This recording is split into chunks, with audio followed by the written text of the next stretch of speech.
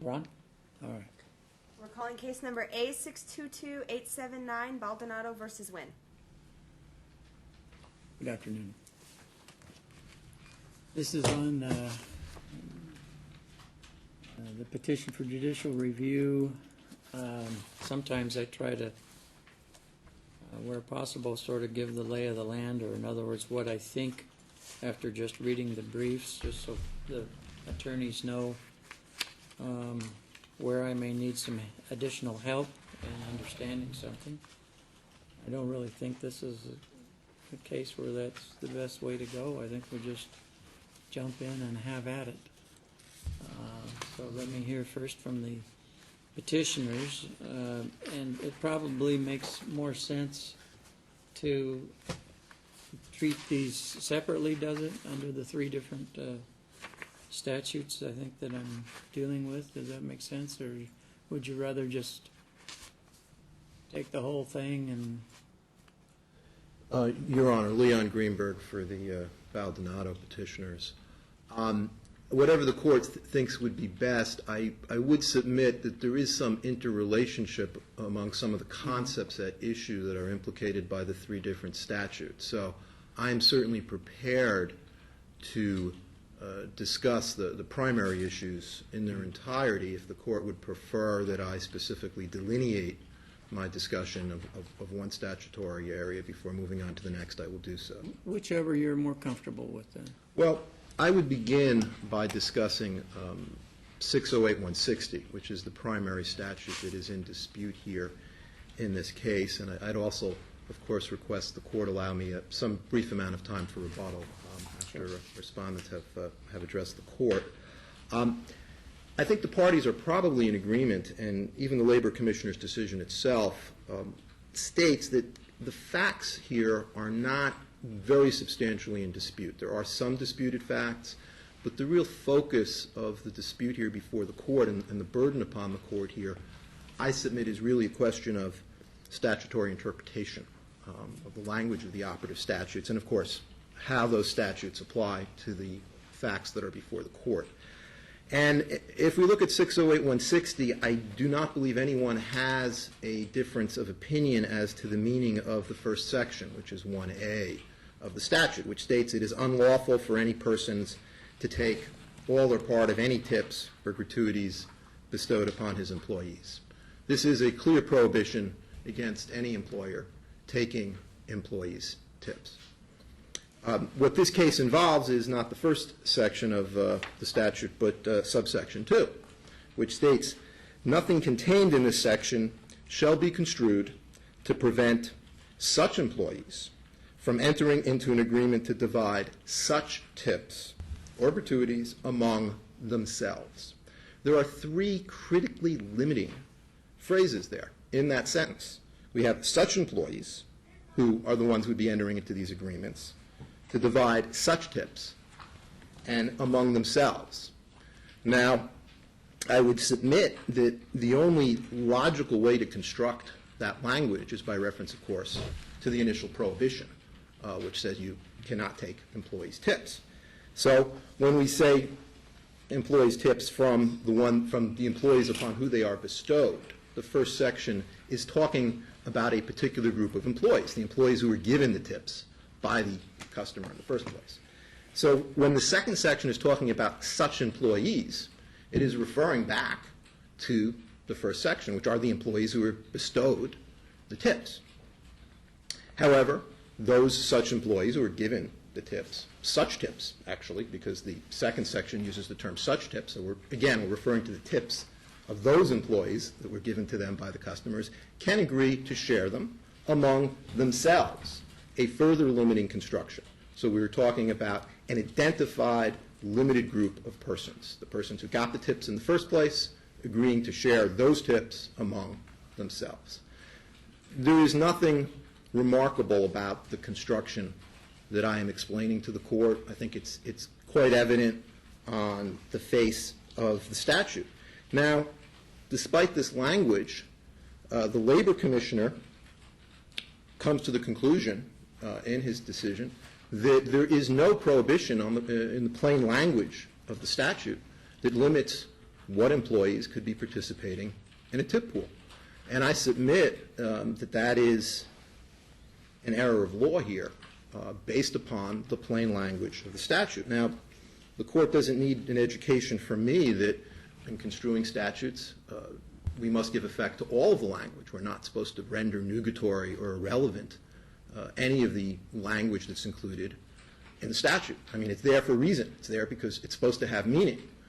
And although this, of course, was all explained to the Labor Commissioner, in his decision he does not venture an explanation as to why this limited construction is inapplicable. To the extent that he addresses it, he addresses this issue by reference to the decision in the Moen versus Las Vegas International case. And he actually highlights the language in the Moen case, which I would read to the court, because what Moen says is, well, this is the language, but we think that an equally reasonable interpretation of the statute, which we think is the proper one, would be, and I quote now here verbatim, nothing contained in this section shall be construed to prevent such employees from entering into an agreement with the employer or with other employees to divide such tips or gratuities among the employees. Now, we have the use of the such employees limitation, which again is referring to the employees who were bestowed the tips, but the other limitations essentially disappear in this construction that was done in the Moen case. Such employees who get the tips may now enter into agreements not with among themselves in respect to such tips, but with the employer or with other employees, not such employees, but with other employees without limitation, and to divide such tips or gratuities among the employees. Again, the limiting term themselves just disappears. Now, I submit that the determination that was made in Moen was really a case of the court in that case substituting its judgment for what should be the policy rather than for what was the expressed purpose and language of the statute. And again, the Labor Commissioner does not explain why the use of those limiting terms themselves and such and so forth should be ignored. Although it should not be necessary to actually look beyond the language of the statute. I mean, if the language is clear, we don't need to go to the legislative intent. I mean, that's obviously irrelevant. And I would submit the language is not ambiguous. It is clear. And the limitation is right there on the face of the statute. But if we were to look at the legislative history here, in the record of these proceedings, which is in Exhibit C of the brief that was submitted by petitioners, we have the amicus curiae submission of Donald Mello and Jacqueline Schofield, who were responsible for the enactment of the statute back in, I think it was 1973. The Labor Commissioner refused to consider their amicus. He refused to allow them to testify at the Labor Commissioner hearings. And he made that decision despite the fact that the Nevada Supreme Court in the prior Baldonado proceedings specifically granted them amicus leave and found that their amicus submission was of interest and was worthy of consideration. We certainly have nothing contrary to show that there was a different legislative intent along the lines of what Moen held or what the Labor Commissioner has constructed the statute to mean. Moving beyond the issue of the actual interpretation of the language, we can take a look at what standard the Labor Commissioner did apply here. Essentially, the Labor Commissioner said there are two elements to the analysis. And actually, before I get to that, I would just like to emphasize to the Court an issue that the Labor Commissioner does not address, which is whose burden is it to establish that the second section of 608-160 is applicable to this tip pool. This is not addressed anywhere in the Labor Commissioner's decision. And this is discussed in plaintiff's brief at the very beginning of the brief. And it is our position, based upon analogous labor statutes and the general view in this area of the law, that this is protective legislation, and we have an absolute prohibition in the first section of 608-160. Nobody will dispute that's an absolute prohibition. But because it's an exception, it should be narrowly construed. The burden should be upon the employer to show that it has met the requirements to invoke this tip pool exception. So keeping that in mind, to the extent that the court needs to look at the evidentiary record here, and that evidence is missing or is absent, the inferences should be drawn against the employer here. I mean, under, for instance, the Fair Labor Standards Act, which is an analogous labor law protection involving minimum wage standards, the terminology that is used is that the employer must clearly, unmistakably prove every element of their entitlement to an exemption. And I would submit that the same quite substantial burden should be placed on the employer here to show their entitlement to the tip pool exemption in Section 2 of 608-160. But to return to the Labor Commissioner's standard that he did adopt, what he says is that looking at the terminology essentially of the first section, which says no employer shall take any tips that are bestowed upon an employee, he says, well, clearly an employee who is deemed an employer cannot take tips. And he ultimately discusses what constitutes an employer who is an employee. And he finds that the floor supervisors in this case do not qualify as employers because they don't have this significant level of managerial control that he finds is dispositive of that issue. They don't hire and fire, for example. But in addition to that issue, he also says there can be no direct benefit to the employer from the tip pool that's instituted. So essentially it's a two-tiered examination that the Labor Commissioner says is proper here.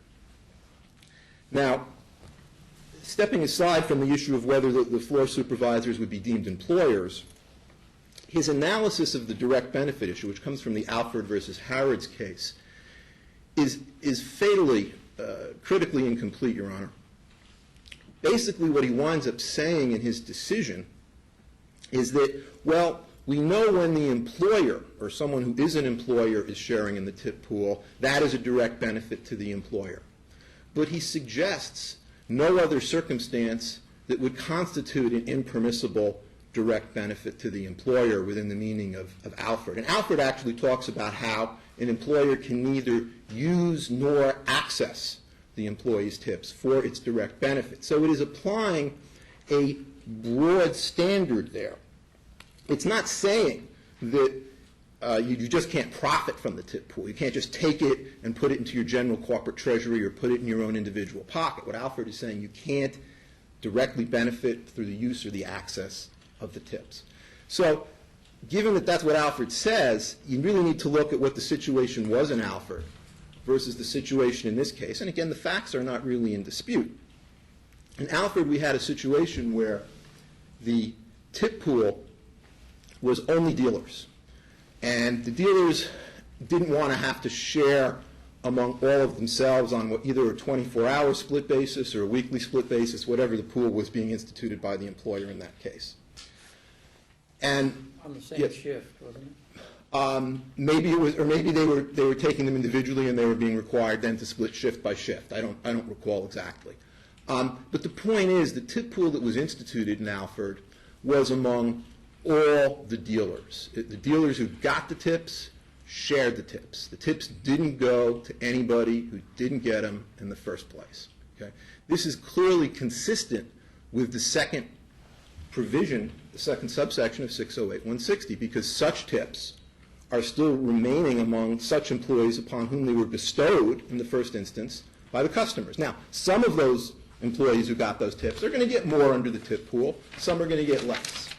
But collectively, it's the same. It's a zero-sum situation. The employer is not taking those tips and bringing them somewhere else to use for a different corporate purpose of whatever form, such as to compensate the floor supervisors who the employer has decided are not compensated sufficiently, and the employer doesn't want to compensate them himself, so he's going to take some of the dealer's tips to give his floor supervisors a raise, which is precisely what happened in this case. Now, in Alford, in upholding that arrangement, where this direct benefit analysis comes in, Your Honor, the court said, well, the benefit to the employer here was just collateral. They had a lower turnover among employees, and improved employee morale because there was this equalization of compensation among the dealers, and that's a collateral benefit. Well, that's all well and good, and what Wynn argued to the Labor Commissioner and in their brief here is that, well, this is the same thing, because we just have a better ability now to recruit floor supervisors and retain those individuals who previously all wanted to be dealers because the dealers were making a lot more money.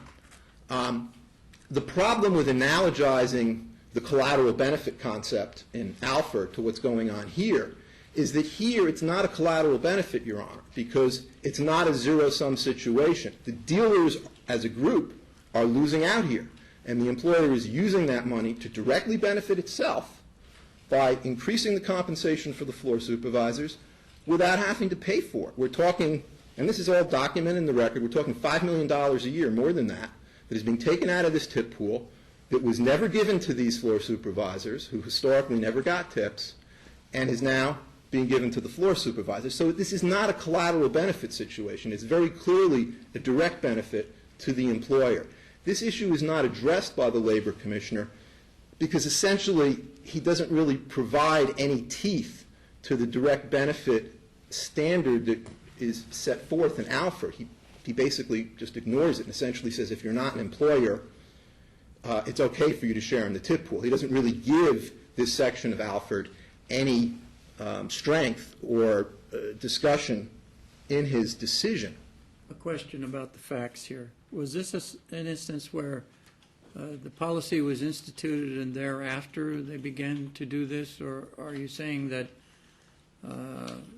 money was collected in the tip pool, then the policy came down or the policy was changed, and then money was taken out of a pool already collected and then dispersed to other people? The policy, Your Honor, initially, which is the typical policy in the casino industry when the casino opened, was that the tips were pooled just among the dealers. And it was, I believe, on a weekly or 24-hour basis among all the shifts. About a year and a half after the casino opened, the Wynn announced we're going to have a new policy. And now the floor supervisors will share in a portion of the dealer's tips, along with the boxmen, who are a very small group of individuals here. They will get a reduced portion. They get a 20% share or a 40% share compared to a full share of what the dealers got. But because the pool is being diluted, obviously the dealers are getting less money, and each of them, as a result of this arrangement, about $15,000 a year or more is my understanding. Now, the historical background here is important in that prior to this change in the policy, under Wynn's policies, the floor supervisors were absolutely prohibited from taking cash tips. They could not accept cash tips from customers. And this, again, is the custom in the industry because there's questions of conflict of interest given their responsibility to rule on disputes between players in the house and their responsibility to oversee the dealers and be sure that the dealers are doing their job, that there isn't theft of money. I mean, you have a lot of cash, obviously, coming through a casino. Now, what the Wynn would like the court to believe and try to impress upon the Labor Commissioner is, well, this tip pool doesn't really involve just tips that were going to the dealers. These floor supervisors were getting tips, and they were even getting tips prior to the change in the policy, and then they were taking those tips and putting them in the dealer's tip pool because they weren't allowed to share with them. Okay? What I'm getting at is this does not involve, I take it, a situation where tips were aggregated in some pool somewhere that at the time they were collected were thought to go to dealers only, and then later the hotel reached in and grabbed some of those and redistributed them to what you would say are management people. I gather a policy was effected which affected only future tipping. That is correct, Your Honor. The policy was announced a week prior to its institution, so there was no sort of retroactive reaching in the hand of the tip pool by management here. Okay. What I was getting to in terms of the background here was simply that there is no historical precedent for the floor supervisors to be receiving tips. There is really nothing in the record that actually establishes that they ever got tips and put them in the dealer's tip pool prior to the change of the policy. Like Alford, where they were the last casino to fall into line with the rest of the Nevada gaming establishment? which was the case in Alford, was it not? Alfred, I believe, did involve what was essentially a dinosaur in the industry where the dealers were still taking the tips individually rather than pooling them. That is correct. But the policy adopted by the Wynn in this case is in fact unique, Your Honor. There is no, the only other casino that we're aware of that has such a policy is the Riverside in Laughlin, where there was testimony before the Labor Commissioner regarding the tip pooling policies there, where floor supervisors did receive tips. And what was very significant about that testimony, Your Honor, is it was admitted by the witness, who was a casino management official from the Riverside who came to testify, that as a result of that policy, the Riverside was able to pay its floor supervisors about half the going rate that its competitors in Laughlin had to pay. I think it was, they were paying them $25,000 as opposed to $50,000 or whatever the testimony was in the record. So you have clear evidence there, Your Honor, that the whole purpose, the whole result of this policy is to simply enhance the profits and lower the operating costs of the employer here. Because You're saying that would confer more of a direct benefit on the employer than... Well, absolutely, Your Honor. I mean, and that is the point, because you need to look at what the purpose of the tip is. The purpose of the tip is that the customer is giving it. Now, you can argue many different things. Well, they're giving it because the employee is not compensated sufficiently, so that's why they give it. And there's actually research that confirms this, and this is actually in the record. This is discussed in plaintiff submissions to the Labor Commission. You could say, well, people give it because it's the custom. They feel obligated to give it. People give it because they had a good time, so it's to show their appreciation. Conceivably, there could be any number of reasons. But the point is, they're giving it to the dealer. And it belongs to the dealers who collectively are pooling them in compliance with the statute. It doesn't belong to the janitor. It doesn't belong to the cocktail waitress, who the customer probably is going to tip separately if they want a drink and they want good service and they feel the service was good. And this goes to the essential element here of what's in dispute, Your Honor, which is that if Wynn wants the floor supervisors to receive tips, they're perfectly free to do it. And they could simply remove the bar on them receiving tips, which they did do as part of this change in the dealer's tip pool, and let the floor supervisors pool all of their tips among themselves, and the customers would reward them appropriately. However, the custom of tipping developed for that group of employees. And if that proves to be an efficient business model and to make sense, then that's fine. And that's, in fact, in compliance with our economic system and the idea that employees should be compensated based upon the dictates of the marketplace within certain minimums, which is why we have minimum wage standards to provide some minimum floor for compensation. So the Wynn is perfectly free to compensate the floor supervisors just like it compensates the dealers. It could reduce their wages to the minimum wage and let them basically have to survive on the tips the customers give them. Would that work? I don't think so. And I think the Wynn knows that it wouldn't work. That's why, rather than simply remove the bar against tipping and allow the floor supervisors to share their tips, the tips bestowed upon them, being the such employees in that situation sharing among such tips among themselves, they want to take the dealer's tips, which are an established custom and practice, and give them to the floor supervisors who have no customer history of receiving these tips and, in fact, were previously barred from receiving these tips. Now, I understand the court is concerned here with the law, and economic theory and application is sort of a bit removed from what the court has to decide, but the underlying values here should provide some guidance or considerations for the court in terms of what the purpose of the statute is and how the law should be applied in this area, which is the reason why I was bringing this up.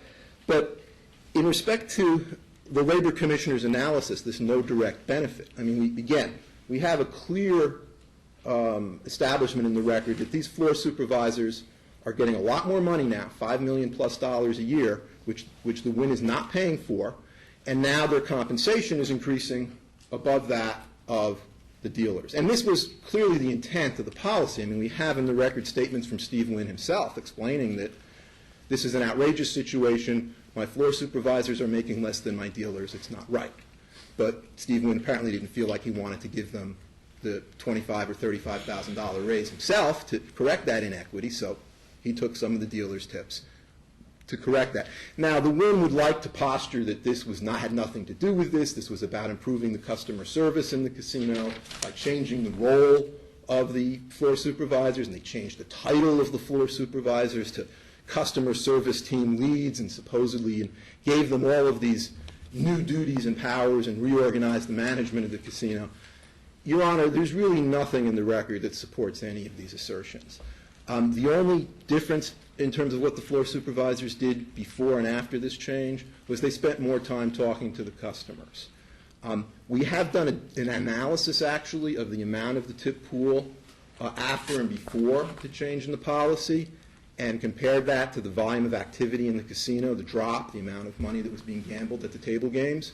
And what we have found is that the percentage of tips that customers were giving in response to the activity in the casino has consistently gone down since this policy was instituted. So it's very clear that the customers are not more satisfied with the service they're getting in the casino, or if they are, it sure isn't being reflected in the amount of tips that they're giving in response. But all of this is really aside, Your Honor. I mean, the motivation is not really determinative of the direct benefit. I mean, the court could examine it, and as I said, it's pretty clear what Steve Wynn wanted to do based on his public statements. But the bottom line here is there a direct benefit? There is. And it's not just, even if we put aside the issue of the $5 million plus, as also discussed in our brief, this reorganization of the casino resulted in an elimination of the pit boss positions, or pit managers, and the shifting of those responsibilities to a few additional assistant casino managers and the hiring of a few additional floor supervisors. As we document in our submissions to the Labor Commissioner, and Wynn does not dispute this, their management payroll actually went down by over $300,000 as a result of this reorganization. That was a direct shift, Your Honor, of $300,000 of management expenses that Wynn was previously paying itself that now came out of the dealer's tip pool. Not that the court needs to limit its finding to that issue. Who swung with the rest of the money then? If it cost the dealers $5 million and it only saved Wynn $300,000, where's the rest of it go? The rest of it went to the floor supervisors, Your Honor. The floor supervisors, okay. The floor supervisors previously, Your Honor, were earning salaries of around $60,000 a year. That was around. So the $300,000 figure doesn't include the amount that was represented through tip sharing that went to those supervisors. That's correct, Your Honor. The floor supervisors undoubtedly got the vast majority of the money. It came out of the dealer's tip pool. But the Wynn itself did also, to some extent, lower its overall management costs as a result of this change in the tip pooling policy. The floor supervisors were previously making about $60,000 a year. Wynn gave them each a $5,000 increase, and then gave them each a share of the tip pool, which was equivalent of about another $25,000 or $20,000, I believe. So that the floor supervisors wound up making approximately $85,000 or $90,000 a year, which was around what the dealers were making, or slightly more, as a result of this change. Previously, the dealers were making $25,000 or $30,000 a year more than the floor supervisors were making. Now, turning to this issue of the second element that the Labor Commissioner was examining, whether the floor supervisors were in fact employers within the meaning of the statute, he references a section of the Nevada Administrative Code, which in turn refers to certain considerations as to whether someone can be deemed an employer. Now, he does not discuss. Do you happen to know where in the That's on page 14 of his decision, Your Honor. decision? All right, thank you. At the bottom of the page. Okay. And actually, if you look on that page, he even adds, fundamental to the dealer's argument is the idea that CSTLs, the floor supervisors, are not employees permitted to participate in the tip pool, but rather they are employers and thus prohibited. So essentially, as far as the Labor Commissioner is concerned, the only argument the dealers are presenting here is that these people are employers within the meaning of the statute, and therefore they shouldn't share. It is much more involved than that, Your Honor, as I have been explaining, because of the issue of the direct benefit, because of the issue of the limiting language in the statute, which clearly envisions a tip pool being among this limited group of employees who are in turn sharing among themselves as opposed to any other broader or more inclusive group of employees. But setting all of that aside, Your Honor, when he examines this issue of whether the supervisors are employers, he looks at NAC 608-150. He does not discuss NRS 608-011, where the statutory definition of employer is provided for purposes of Chapter 608. That statutory definition simply says that if you have custody or control of an employee or employment or a place of employment, you are an employer. And the NAC section he relies upon discusses certain considerations that could be examined, including whether you hire or fire, you have the ability to control the scheduling, if you maintain the business records. And that may all be an appropriate examination, Your Honor, in certain circumstances, but there's no indication in the statute that those are the exclusive or predominant factors that need to be looked at to determine whether someone is an employer for purposes of 608-160 sub 2, okay? Because all the statute speaks about is custody or control of an employee, place of employment. The floor supervisor... The commissioner is limited, is he not, by that provision of 608-150, which says in determining whether anyone's to be held liable for violation of this chapter or 608 of NRS, the commissioner may investigate, and then it goes on into detailing what it is that he can use. What other criteria would he use then if he can't refer to those? Or are you saying that it's not that he can't refer to those, but that in the face of the law that we're dealing with, that it's not enough to let it go at that? You have to look to other things like, as you say, direct benefit to the employer. Well, you must look to the direct benefit, and because the burden should be on the employer here, they need to satisfy every element of the exemption. And you don't agree with the argument that since there are, how does that go? There's a criminal statute involved, and if this were a prosecution, it would be crazy to say the employer has the burden. Therefore, in this consideration, I don't want to put words in your mouth, but it seemed like what you were saying was that because the criminal statute clearly would require a district attorney to have the burden, that therefore in the context of this proceeding before the labor commissioner, it would be unfair to have the employer pick up that burden. If I'm understanding the respondent's argument, that's what that very clearly is the respondent's argument, Your Honor. What I would say in response to that, Your Honor, is that when we're dealing with labor wage and hour violations, there is a dual enforcement policy. And this is reflected, for example, in the Fair Labor Standards Act, which is the federal minimum wage standard. There are criminal provisions to the Fair Labor Standards Act. Mm-hmm. And the burden is on the employee bringing a civil action to show that they have made out their case, that they are in fact covered by the Act, and further that they weren't paid in compliance with the Act. But what the Act does is that when the employer comes in and says, yes, I'm an employer subject to the Act, but because of the particular circumstances of this employment arrangement, this is an exception to the Act, because the Act does provide for a bunch of different exceptions for certain industries and certain categories of employees, okay?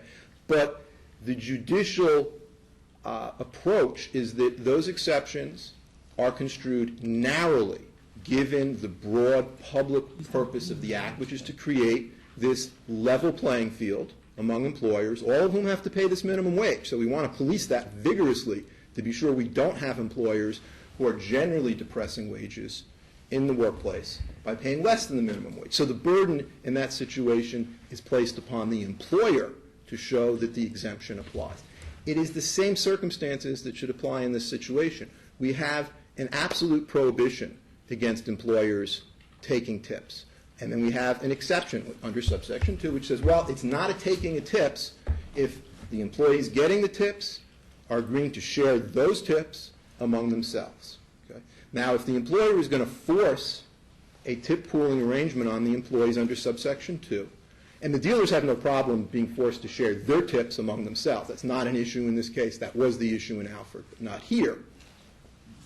The employer has the burden of showing that that tip pooling arrangement that it is imposing is in fact in compliance with the exception. And one of the very troubling things about this whole arrangement, Your Honor, is where do we draw this line? The employer has determined that, well, a supervisor is going to get 40% of a dealer's share. Well, why 40%?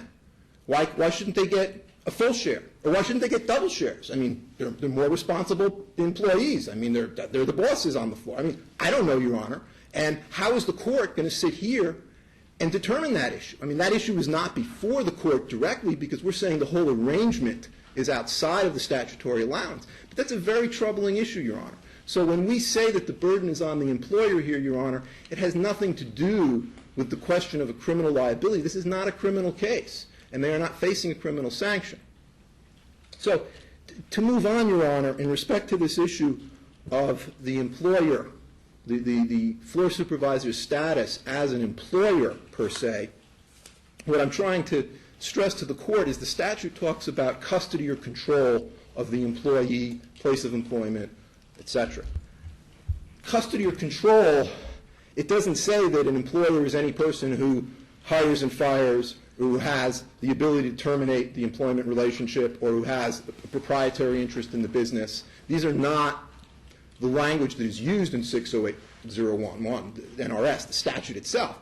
So I would submit that a broad construction needs to be given to that statutory language. And the Labor Commissioner here is using a very limited construction as to what would be an employer for purposes of Chapter 608, saying, well, the floor supervisors don't hire and fire, et cetera. Now, the important issue here to also consider, Your Honor, and again, this goes to the burden being on the employer to justify the exemption, is that we have no evidence developed in this record as to what functions these floor supervisors actually perform in the disciplinary process. The Wynn refused to produce the disciplinary records for the dealers as a whole. If we examine those records, we could actually find out, well, are these people hiring and firing, or are they in a position where they at least influence that process? Assuming that is an important consideration, Your Honor. I'm not saying that it is. I don't believe that it's a determinative consideration, but to the extent that it was, the burden should be upon the Wynn to produce that evidence. They refused to do so. The Labor Commissioner did not order them to do so. Are you saying that the Commissioner first relied upon from your viewpoint, restrictive analysis of 608.150, these factors that are pointed to there, and then did not allow you to put forward the evidence that would have shown whether even under these criteria that these would have been held to be employer type people, because they would not turn over the disciplinary records, which is the only way you can tell whether they had the power to hire or fire. I would submit that would be the only objective way to investigate that issue. The Wynn refused to do that. In fact, and this is discussed at footnote 9, page 21 of plaintiff's opening brief, the only evidence that was introduced on this issue is the testimony of a Mr. Guerin, who was a box person, who testified that a dealer, Kenny Blackman, was fired because he was insubordinate to a manager, and that the manager was Mr. Guerin, the boxman. So if you're insubordinate to your box... What evidence did the Commissioner use to make his determination that under 608.150 sub 2A, whether a person had the power to hire or fire, that these individuals did not? Presumably the testimony of the Wynn's witnesses. We don't have any objective records, Your Honor. All we have are the assertions of the Wynn's management witnesses that, no, this is not what floor supervisors do. To the extent that we have any testimony on the record about this, as I said, we have this testimony. It is in the record on appeal. It is referenced at page 21 of my brief, Your Honor, my opening brief. There is nothing in the record. And again, this goes to the issue that if it's the employer's burden here, they should not be withholding this information, but they should have the burden of establishing, in fact, what the function of these floor supervisors are, and the fact that they do not engage in disciplinary action. They are not responsible for hiring and firing. And all we have are their assertions, Your Honor. They did not allow a thorough examination of this, and they did not document it to the Labor Commissioner. So I would, and again, the Labor Commissioner never addressed the burden of proof issue, and perhaps he... Does the Labor Commissioner have powers to compel production? During the course of these proceedings, he certainly could, if he wished to. Did your clients seek a motion to compel in front of the Labor Commissioner to turn over these these records that you indicate may have indicated? It is my understanding that this was requested on the record of the proceedings. I did not conduct all of the proceedings on behalf of the petitioner. If the court believes this is important, I will have the record reviewed, and I can submit a post-hearing brief advising the court of the particular portions of the record where this is documented. I would submit, Your Honor, even if we did not request it, and again, it is my understanding it was requested and refused, it was still defendant's burden to introduce it. So that should not be held against the petitioners in this circumstance, Your Honor. Okay.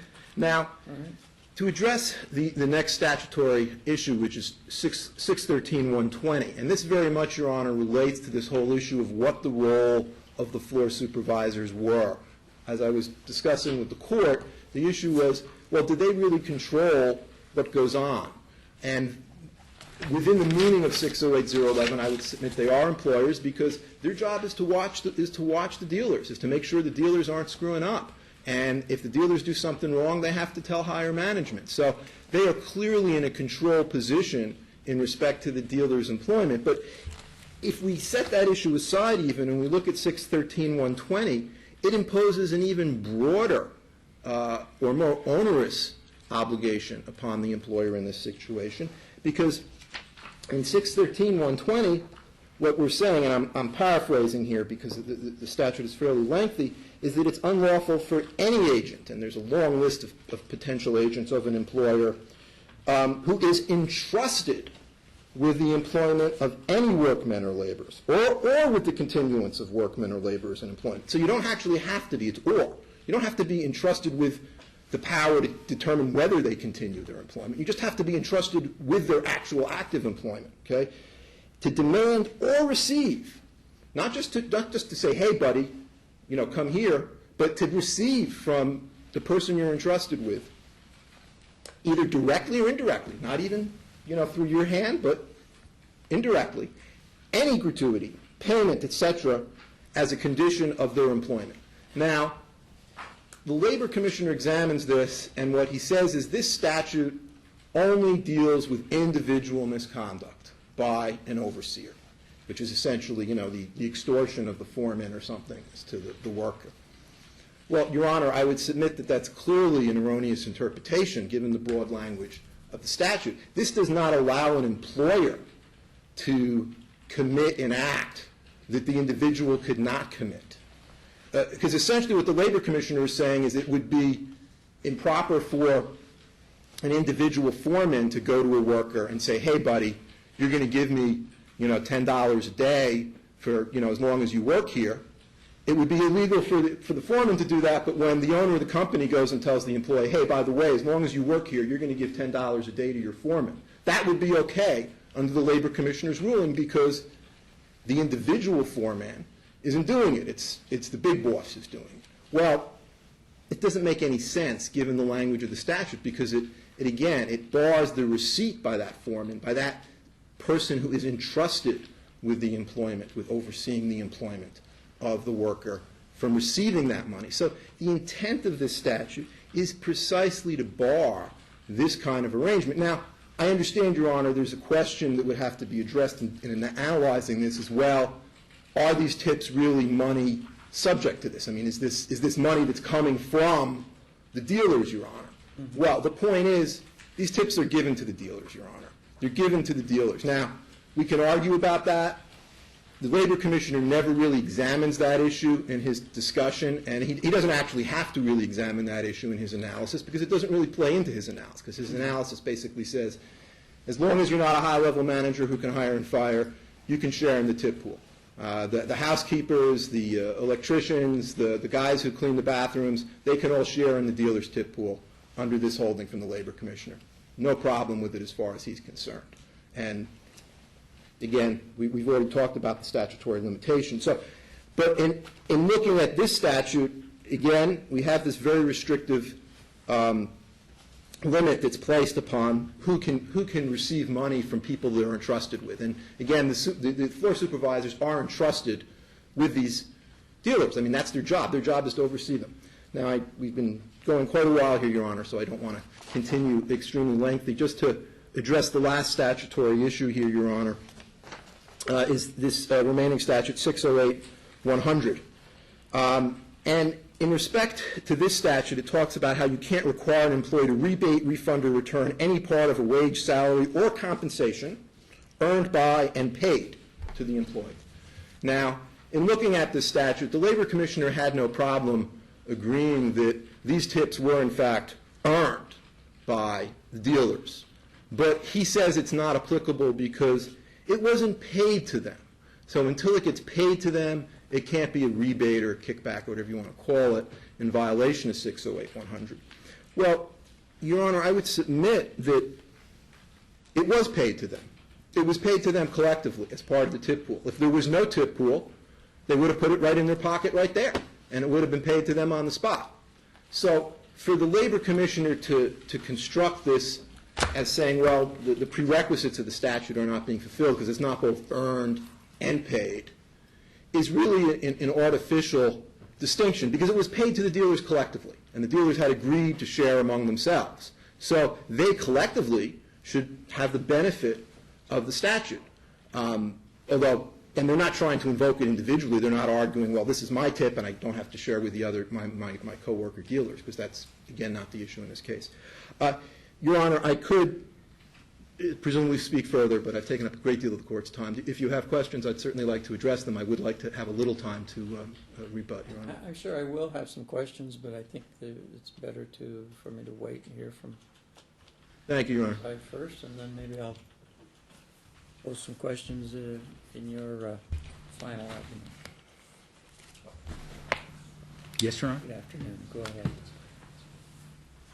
Mr. Segerbloom, are you going to speak on behalf of Your Honor, can I just speak Oh, for yes, 1 minute? I'm sorry.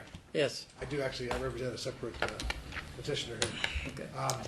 Just with respect to the issue of the direct benefit, what you had here was you had the employees or the dealers making money up here, and you had the floor people down here at this level. What they did was they wanted to get the floor people above the dealers. Mm-hmm. So they took and gave the dealers a 40% share, not a 100% share. Mm-hmm. So the fact that they chose that 40% share actually brought the dealers down and brought the floor people up. In doing that, that to me shows the direct benefit, because they didn't say we're going to have a full share and we'll see where it plays out. They knew exactly what they wanted to do. They wanted to just make sure that the floor people were just at that level higher than the dealers, so that there wouldn't be this incentive not to become a floor person.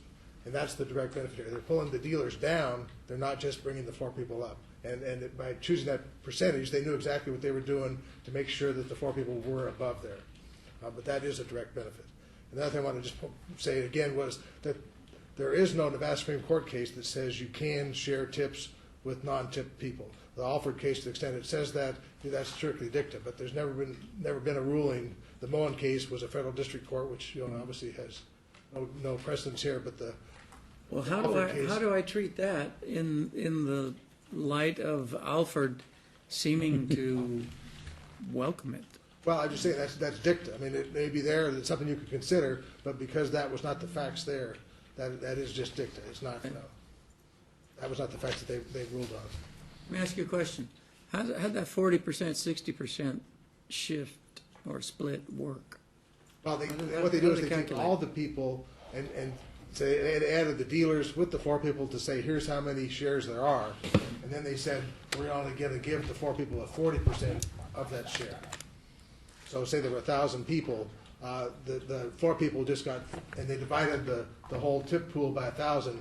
The floor people only got a 40% share of that 1,000, and the other people got 100% So if you had 10 floor people and 100 dealers, how would they do that? They said there's 110 altogether. Well, they determined that there's 110 shares, but then the floor people only get a 40% of a share. It's like a stock share is and then they give them only 40% of it. but they know exactly what they're doing by giving them that 40%. They knew they were going to increase their salary of about $25,000, which would pull them above. They're going to pull the dealers down by 10, and they're going to pull the floor people up by about 25. So that would make sure that the floor people were above, and that's the only reason they did this. This was not some desire to make sure people were happy or anything. So the result of that, does that mean that each floor person, once you do all the calculation and the arithmetic, winds up with a larger amount of money than each of the dealers? Yeah, that's a good point. They must, because the dealers only went down by about 15,000 each, and the floor people went up by 25,000. Well, because what if you got one floor person and 100 dealers? Floor people get 40%.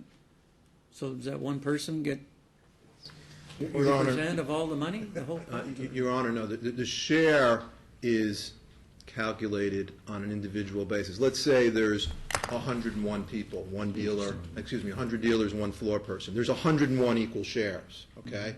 The one floor person would get 40% of that equal share, you understand? Okay. And the other 60% of that equal share would then go back and be allocated among the dealers. I understand, because they both go up. So the share is actually worth about $60,000, and the floor person's getting 40% of that 60, which is about 25,000. The dealer's getting about $60,000 of that share, Okay.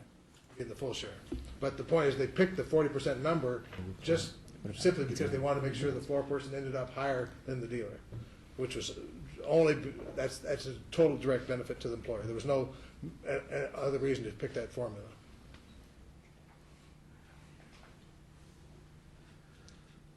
Okay. May I proceed? You may. Thank you.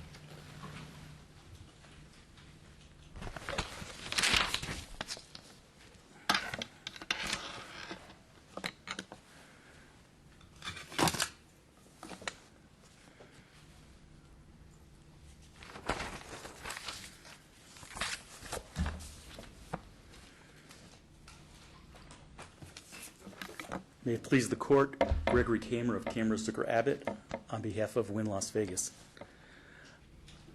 To go backwards and answer the question that needs to be answered that you asked, how do we calculate the tips? It's very clear. It's in the reply brief, and it's found on the last page of the reply brief. It's Exhibit 2 from the collective bargaining agreement that the employer negotiated with the dealers union that explains exactly how tip shares are calculated. Let me see if I'm up with you on that. So If I may approach the bench, I'll show you the exhibit. I Oh, you have the it? Okay, brief great. here. Oh, but I don't have the exhibit. It's the reply brief, Exhibit 2. All right, I have the brief, but I don't have the exhibit with me here. May I approach? Yes. Thank you. Yes, Your Honor. And fundamentally, what's going on here is the dealers are getting a full share. The casino service team lead, not the customer service team lead, casino service team lead is getting a 40% share of a full share that the dealer gets, and the box person is getting a 20% share of a dealer's full share. When those shares were applied to the typical tip pool, as opposing counsel correctly explained to Your Honor, it did result in box persons and floor persons making more money overall with their very large compensation that the employer was giving than the dealers. Dealers are making minimum wage. Box persons are making, I think, in the $40,000 or $50,000 range, and casino service team leads were making in the $60,000 or $65,000 range. And so, or maybe they're making the same box persons and casino Who service team leads. determined what that share would be? The employer did. The 20%, What would 40%. prevent the employer from saying, well, we're reversing it, saying we think that the dealers ought to get 0.4% and the CSTL should get 100%, and the box person should get 6%. The employer would have no dealers that were willing to work for it if that happened. Because the quality of dealer that you need in an operation such as the Wynn would not work for minimum wage, just as the quality of most tipped employees would not work for minimum wage were it not for the gratuity.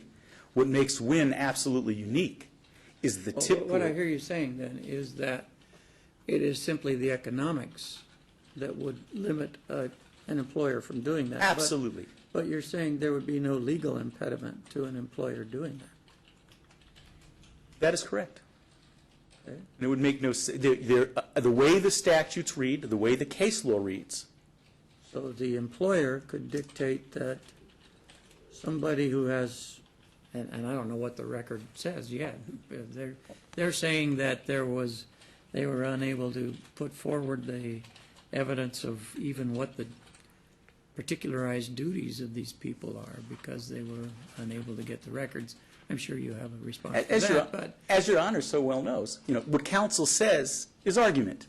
And Mr. Greenberg is not under oath, and Mr. Segerblum is under oath, and I think that they are honestly, accurately trying to relay what happened, but the record is the record. Okay. And the record will make everything totally clear, because what happened in this case is that the Labor Commissioner looked at this record and analyzed it, and there was a record. So I just wanted to give you that little piece. I'm still toying with this notion here that because frankly I was unaware, I hadn't caught on yet that the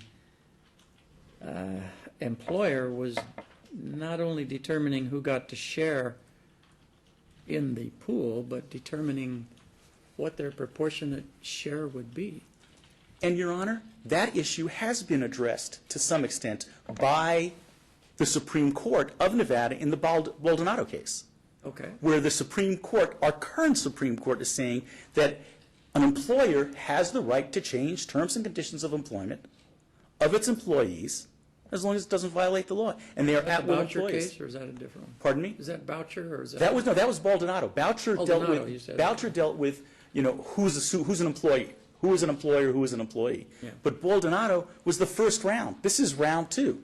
We get to go up a second time to the Supreme Court It's after another you one rule. of these. It's another one of these cases that will never. But no, it will. It will end. I think it ends after this round. Sure. Right. No, I'm pretty sure it's through Okay. 2005. So Have I got a quarter? I hope it will. Your Honor, Grumman, the manufacturer of aircraft, some of the best fighter aircraft in the world, in the 70s, they used to make these posters available. And the poster had the words on it, "A great solution doesn't have to be complicated." And any engineer that wrote to Grumman and wanted this poster could be given that poster for free. And indeed, that is the words that should guide this court and that should guide this argument. A great solution doesn't have to be complicated. This is not a complicated case. The petitioners are making it a complicated case because what they are trying to do is they are literally, by analogy, trying to jam a square peg into a round hole. And in order to jam that square peg into that round hole, they have to shave the sides of the square peg, then they have to put the peg on the round hole, then they got to get a 30-pound mallet, jam it down, and in the process, what they are doing is destroying the peg and destroying the hole. What they're trying to do is legislate or advocate that the Labor Commissioner and that this court legislate from the bench. And the Labor Commissioner affirmatively on the record said, I am not going to legislate or redefine what the law is here, which is what the petitioners wanted him to do, and which is what the petitioner's whole argument is asking this court to do. This is a fairly simple case. And you know what? The equities on both sides of this case are, it is not a Samson versus a Goliath case. And the reason for that, and as I'm reading my newspaper this morning, which I always do, and I'm always looking for how am I going to argue and be relevant to the court, I come across, RJ, I'm still an old-fashioned kind of guy. I got to see it, smell that news ink. And I come across the article about Mitt Romney campaigning. And in his campaign, at an appearance early in the day, Romney was badgered by hecklers at the state fair in response to chanting about corporations. He said that corporations are people. And a comment Democrats indicated to be a defining moment of the campaign. Corporations are people. And the corporation that made this decision is consisting of 9,000 Wynn employees, 6,000 Encore employees. employees such as my general counsel, Kevin Torek, who are Wynn Corporation, our shareholders. And yes, there are live petitioners here, but there's only about 200 dealers involved in this dispute. There's some named petitioners, and there's people that signed up with the Labor Commissioner. There are 400 dealers at Wynn who did not want any part of this dispute and are not signed up. There are another 400 dealers at Encore who have been under this program since Encore opened, the same tip sharing, who have not complained about it.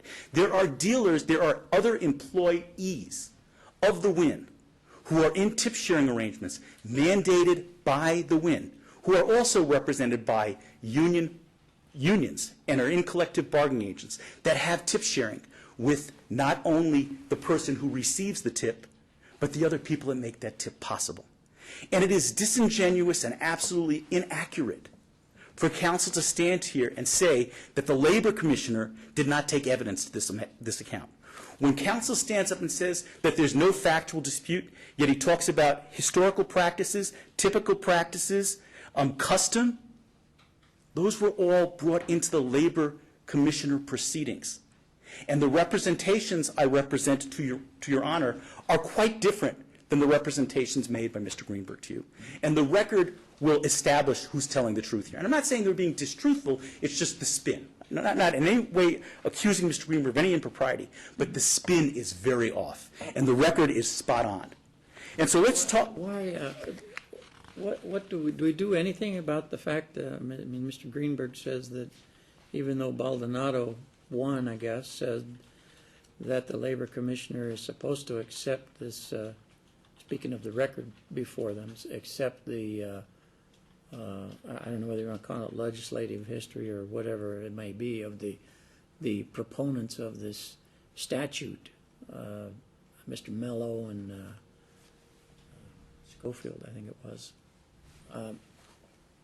Does that impact on this? If the Supreme Court said that he must do that, do we have a problem right away? The Supreme Court didn't do that. The Supreme Court accepted in the first Baldonado case. The Supreme Court allowed that evidence, that allowed those legislators to file an amicus brief. Okay. That doesn't mean they listened to it. Much easier, as Your Honor knows, to accept a pleading than reject it, accept a pleading and ignore it. And what the Supreme Court did in Baldonado was they ignored it. What the Labor Commissioner did was he said, rather than just accepting it and ignoring it, he says, this isn't relevant to me. This isn't effective legislative history to have two legislators in this proceeding before the Labor Commissioner. This Labor Commissioner said on the record in a transcript that you have, said, I don't need to hear from legislators 40 years after they legislated, and I only have two of the legislators here giving me their version 40 years after the fact of what that legislative history is. And that is why he rejected that evidence. He said it wasn't quality evidence. It's not going to help me make my decision. And in fact, if one looks at jurisprudence and what legislative history is valid, invalid, that is in fact within the scope of appropriate legislative history. You would disregard Mello. Supreme Court's going to do what they're going to do. They allowed the amicus brief in. That was their choice. The Labor Commissioner did not allow the amicus brief in. It's argument. It wasn't evidence. Did that brief purport to say what the intent of the legislature was in passing the statute? It certainly did in the version of Mr. Mello's version and Mr. Schofield's version of what their intention was in passing it. But you know what, Your Honor? 40 years ago, when they passed that, when they're giving you their interpretation of the statute, but since that interpretation, you have had Alford, you had had Moen, you had had years of interpretation, which was inconsistent with their interpretation, and the legislature never went back to fix it. Did Moen take account of this? I mean, I assume that Judge Thompson, when he wrote Moen, didn't have before him any other suggestion of what the legislative intent was. Because outside testimony of legislators, after they are no longer in the legislature, giving affidavits of what they did, and when Bruce Thompson heard his case, that would have been 25 or 20 years after they legislated, would have to Judge Thompson been irrelevant as well. That isn't legislative history. That's not like legislative hearings. That's not like the decisions made. Let me ask this question, and I don't know the answer to it. Is there any case law that says whether that's appropriate, or, you know, whether Well, in a case that's famous for our lack of legislative history, that a judge should or should not accept or at least deal with in some fashion. Indeed there is. Indeed there is. My associate, my able associate who's been my right hand in this, is trying to, I believe, find a quote from one of the United States Supreme Court justices on what is and is not appropriate legislative history to consider when deciding a dispute and deciding what is valid legislative history. And and my point is that it's totally irrelevant, and that would be the justice's quote as well, and it's within our record too. So let's talk about the hearing. Let's talk about what happened, what that labor commissioner did. There were 10 days of hearings, Your Honor. Mm-hmm. The hearing took place, it started on July 7th of 2009. The labor commissioner allowed 3 days of hearings at that point in time. We needed more time to put on the record. So then we opened the record August 18th, and we held hearings until August 20th of 2009. Then we reopened the record again October 5th and closed it finally October 8th of 2009. There were, Your Honor, 10 days of trial testimony. There were 2,835 pages of transcript. There were a total of 30 witnesses who testified. For the petitioners, there were 17 total witnesses. For Wynn, there were 13 total witnesses. Among the petitioners' witnesses, there were 14 dealers. There was a former dealer. There was a former casino service team lead. And there was one dealer that they dredged up who used to deal 40 years ago and said, here's how the practices are. So that was their side of the Probably case. knew Don Mello. They all were together. They drove in the same car, probably, Your Honor. And then as to the Wynn witnesses, there were 13.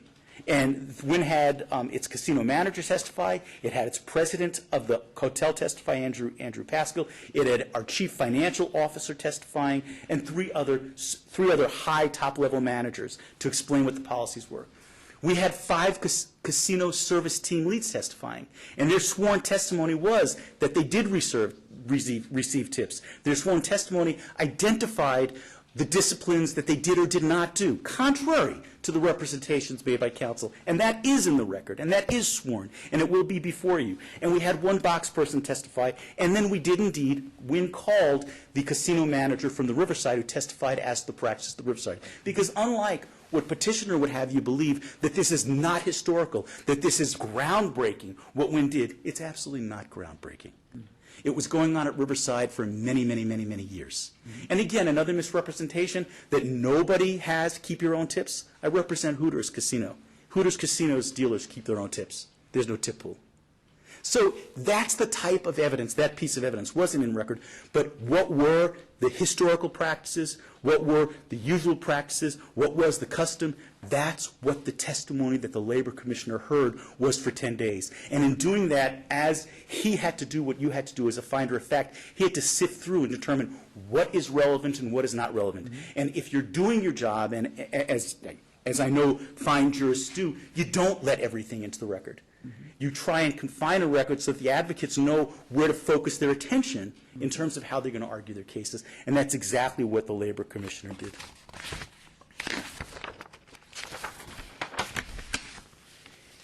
If you take a look at the labor commissioner's, and Your Honor, this isn't a 3-page or a one-liner Board of Review decision, not to be in any way, shape, or form disparaging to the ESD Board of Review. This wasn't one of their decisions, Your Honor. This was the functional equivalent of an appellate decision, as far as I'm concerned. And I'm sure if you had an opportunity or will have an opportunity to review the excellent decision that the Labor Commissioner rendered, it is indeed a 18-page decision that was rendered. We closed the hearing on October 8th of 2009. The decision was rendered on July 12th, 2010. And the delay was not in the labor commissioner, who had the case for, I guess, about 60 or 70 days. It was in counsel getting briefs. So there was extensive written briefs to support the decision that the labor commissioner made. And even post-hearing then? Absolutely. There were post-hearing briefs. There was briefing schedules. I think there were reply briefs were permitted. And Your Honor, there was discovery permitted for the labor commissioner's proceeding. The labor commissioner allowed documents to be subpoenaed. He allowed witnesses to be subpoenaed. He required evidence to be disclosed before it was going to be allowed into the administrative proceeding. The proceedings were as close to my version of a judicial proceeding in an administrative proceedings as I see, and most of my practice, Your Honor, is administrative proceedings. So this was as much a quasi-judicial fact-finding as any you will find. And again, don't rely upon counsel's representation. If you just look or have your associates look at 2,835 pages of transcript, you will see that this is a quasi-judicial proceeding. It was run very much like a courtroom. And so what did the Labor Commissioner's 18-page, and I'm sure your clerk wants to read 2,835 pages of transcript. He's happy to hear it. He doesn't care. This is his last week with me. So. Your new clerk is going to want to hear that. Okay, so then let's talk about what the Labor Commissioner found in that 18-page decision, which speaks for itself, but I'm just going to highlight that. The Labor Commissioner concluded in those 18 pages that Wynn can unilaterally establish and change the tip pooling agreement. To support that finding, the Labor Commissioner held the tip pool agreement is one of many terms and conditions of an at-will employment agreement. He also found that the Baldonado case, the Supreme Court case that preceded this case that ordered the proceedings to be held in front of the Labor Commissioner, that the Baldonado Supreme Court decision specifically established Wynn's ability to do so in this case. To answer your question when we started the proceeding, what stops an employer from changing the tip pool? Supreme Court said you got the right to change it. What stops it is market conditions. If you're going to take away all that money from those dealers, they're not going to be working for you. They're going to be working for your competitors, and the dealers you're going to get aren't going to be able to count to 21, so you may not be having the kind of hold you want to hold. And then finally, the employer has a legitimate business interest in conduct of the tip pool. And this is an interesting finding. What the Labor Commissioner concluded, based upon the testimony, is that the IRS goes after those tips. And now, in order to make sure that the IRS is getting its fair share of the tips are actually recorded on a paycheck. And because they're recorded on a paycheck, the employees are paying the Social Security portion of the tips, but the employer is also paying the Social Security portion of the tips, so that 7.5% of those tips is being taxed to the employer. And the Labor Commissioner said, based upon that, you have a very viable interest in determining what happens with that tip pool and how amongst your employees it's divided, as long as it's divided legally. And who said that? Labor Commissioner. Labor Commissioner, in his ruling, based upon the evidence that was presented to him. The Labor Commissioner also held, Your Honor. Does he call it a direct interest? It had a directed, the employer has, I want to use the right words, the employer has a legitimate business interest in the conduct of the tip pool. And one of the factors for that was that it was paying 6.5% or whatever the employer's share of Social Security is, the employee's equivalent. That was a lot of money. Wynn is not prohibited from including box persons and CSTLs in the tip pool. That was an absolute finding that the Labor Commissioner made. And the Labor Commissioner found this by stating that expanding the participants in the tip pool is not unusual. He found that the case law and the history, again, based upon the evidence that was presented in those 10 days, showed that tip pools had been historically expanded to include entire shifts and then 24-hour basis tips. It showed that tip pools had been expanded to include high-limit dealers to share with low-limit dealers. He found that there was no problem against redistribution of other employees' tips per se. His interpretation of Moen was that it established this thing called the line of service analysis. And the line of service analysis is saying, hey, look, just because you give a tip to one person doesn't mean that a series of people aren't responsible for the service you received. And this was what Bruce Thompson said in his opinion. So when you go into a restaurant and you have a wonderful meal, one person gets the tip, but that tip is going to be shared with the bus person and maybe with the maitre d', and maybe even with the back of the house and the kitchen workers and the people who wash the dishes that served you that meal on a clean plate, and maybe even the people who cooked the meal. And you know what? Plaintiffs took on a restaurant, and that was taken into consideration by the Labor Commissioner as well.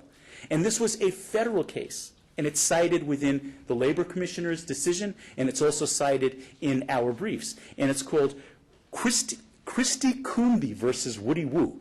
And it was a case out of a Chinese restaurant in Washington State where the tip pool was shared as among all the employees in the restaurant, not just the server who received the tip. It went to the server. It went to the cook. It went to the person who seated people, the supervisor who seated people. And the Washington State Federal Court said that was legal. And the Ninth Circuit Court of Appeals, in reviewing that, said that, too, was totally legal. Now, they're not interpreting the Nevada statute, but we're talking about what is customary and usual, what is a line of service, and they said line of service makes total sense. And the Labor Commissioner identified, I'm not bound by that decision, but it certainly is persuasive in terms of that it is appropriate for not just the person who gets the tip handed to them to keep the tip, but for the tip to get spread around by an employer with those people that made that tip possible. And the Labor Commissioner did affirmatively state that the casino service team leads at Wynn made that tip happen just as much as the dealer made it happen.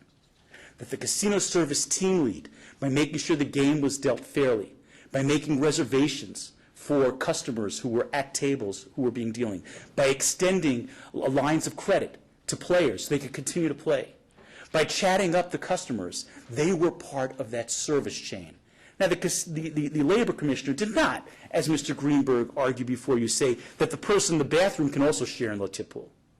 And the Labor Commissioner did affirmatively say he felt, as the Labor Commissioner, the expert in the state as to labor relations between employees and employers, he felt that it was appropriate that a customer service chain made sense. And, of course, had we gone outside and tipped the bathroom attendant, that I have no doubt that the Labor Commissioner would have thrown that kind of policy out, because it would have been violative of the spirit of the statute. The Labor Commissioner also concluded, based upon the facts in front of him, that Wynn received no direct benefit. And the way he concluded this was where employers pocket and retain tips, that's unlawful. And that is an unlawful taking under 608-160. On the other hand, and he also said other sources, such as Alford, Moen, Cotter, and Coombe, did not consider collateral benefit received, did not consider the collateral benefit received by a casino to be an unlawful direct benefit. So to answer the question, the mere fact that the employer is elevating the salaries, the total compensation received by another line of employee, by determining the percentages of tips, doesn't make it a direct benefit. And indeed, the court, our court, Alford, I think will pretty much would state the same thing, and that is the Labor Commissioner's analysis, and I believe Your Honor, in reviewing these decisions, will reach the same conclusion, that the type of benefit, the direct benefit that's impermissible, is taking that money and putting it in the corporate coffers. The mere fact that the money is going to another group of employees, as opposed to the employee directly receiving the tip, is not a direct benefit. And in Alford, what the court does say, this is the Nevada Supreme Court. Is there anywhere any case that adopts that as the definition of direct benefit? There's no, the answer is no, not expressly to the extent we'd all like it to be. But you have the words in Alford that you will be able to read, where the Alford court is saying, hey, look, yes, there's less turnover now. It's easier to staff. That is a benefit to the employer, but that's not an inappropriate benefit. That does not constitute a taking. And this concept of direct benefit, that's a judicial concept. It's not found within it is not found within the statutory language. And that's just a judicial. I think Alford is the first case that really says that. It spoke about it, right. And Alford, what's interesting, Your Honor, is Alford adopted Moen in total. If, as you read Alford, a straight, plain reading, not a convoluted reading, not a Rube Goldberg reading, but a straight reading is, you know what? This is what a direct benefit is. It's taking the tips. And you know what? We like Moen. In Alford, they said we liked Moen, and we liked the way Bruce Thompson interpreted the legislative history of the statute of 608-160. And they fundamentally, even though it's a federal district court interpreting Nevada law, as I read Alford as a student of the law, I would say that our court has in total adopted Bruce Thompson's analysis and opinion. Is it obiter dicta? Sure. But it's very persuasive dicta in that our court is citing to the opinion and to the analysis and saying Bruce Thompson got it right. And finally, that being the case, then, was there a testimony or evidence taken as to what the signage is in the casino? I cannot answer that question. I mean, I don't know that it was offered. I don't think it was an issue. But the casino has no signage. Wasn't that the whole basis? The whole basis for Bruce Thompson's decision was the person to be protected here is the public. And essentially, if the tip's not going to the employee that they think they're giving it to, then they have the right to know that they are required to share it. Well, as I read Bruce Thompson's decision, he said that it was irrelevant that there was no signage because it was the line of service. That the only thing that he was concerned with was that there wasn't a taking by the employer. But the fact that, and this is what's really interesting too, the fact that the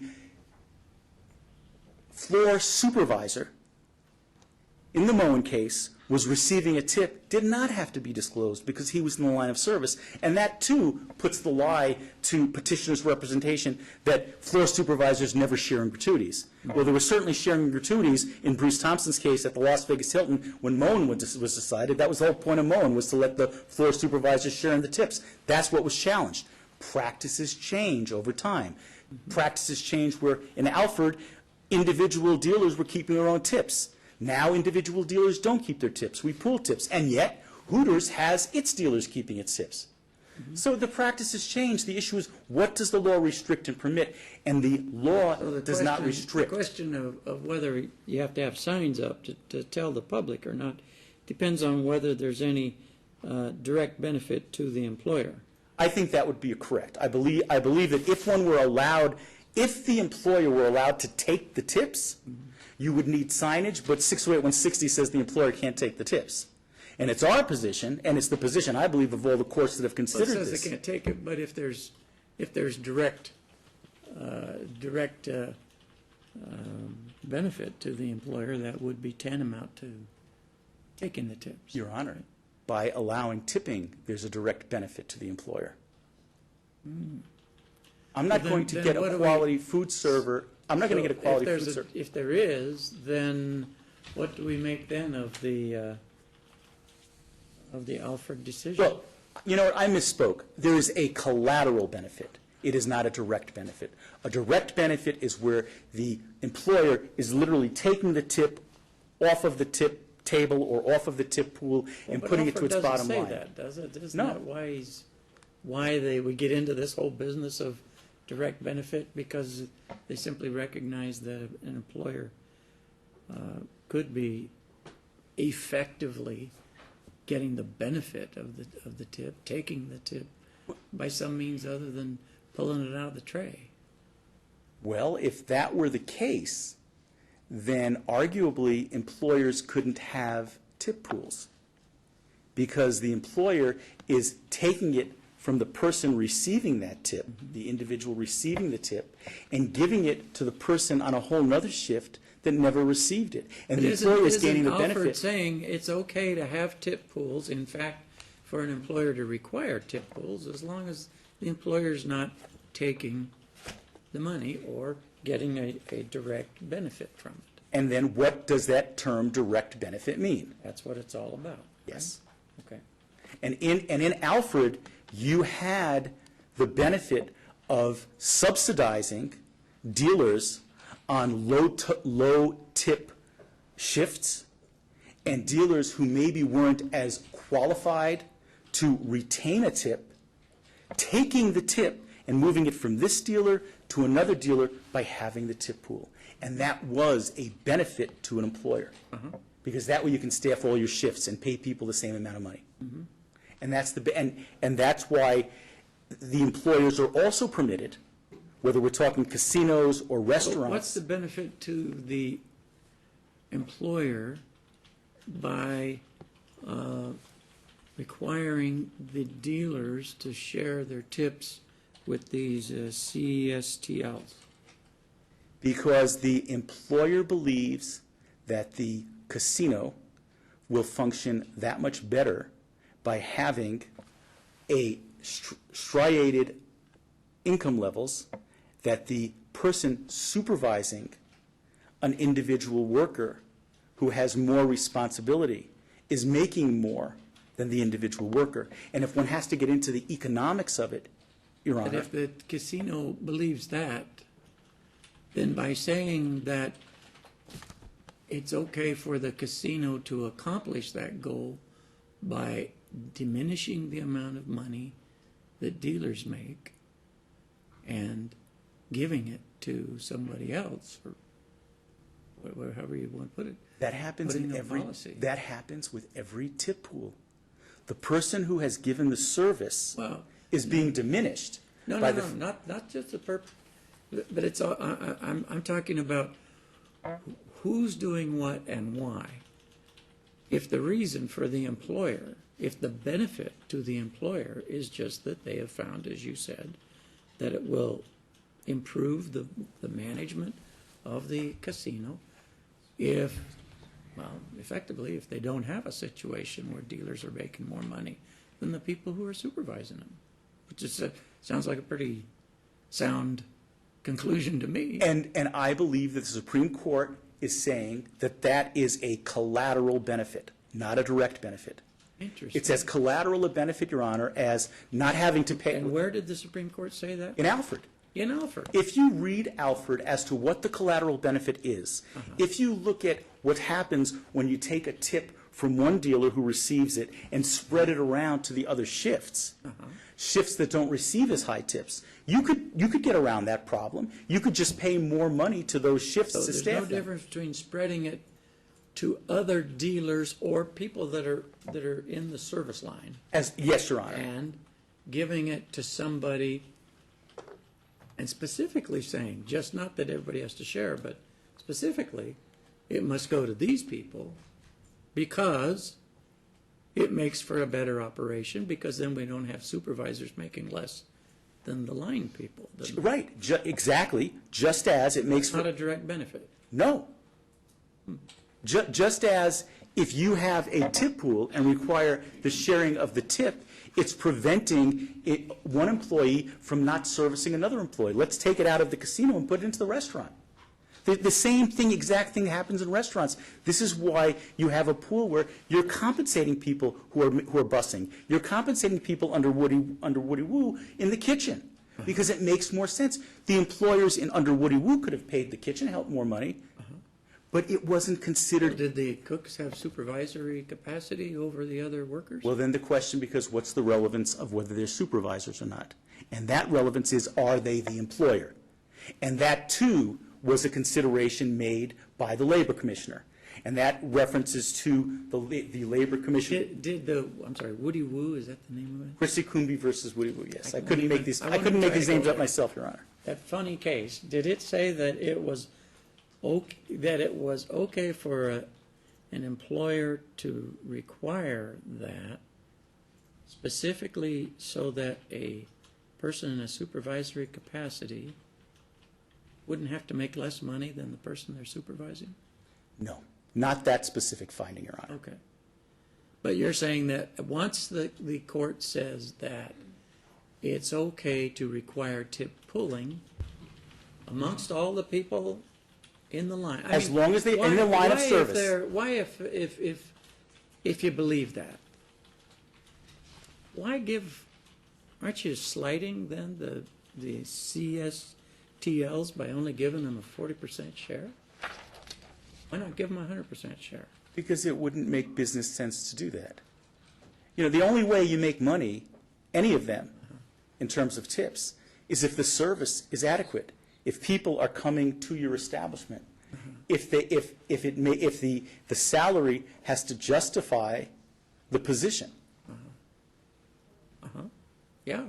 And so what the Labor Commissioner was doing was looking at the relevant statutes and making findings of fact and conclusions of law based upon 10 days of testimony.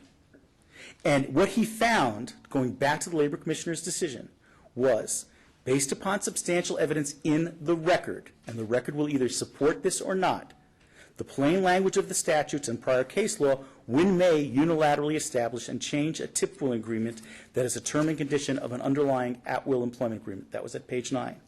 As long as it doesn't violate these. As long as it doesn't violate the statutes, and Which still comes back to as long as it's no direct benefit. yes. The evidence in this... I'm still stuck on how can we say it's not a direct benefit to them?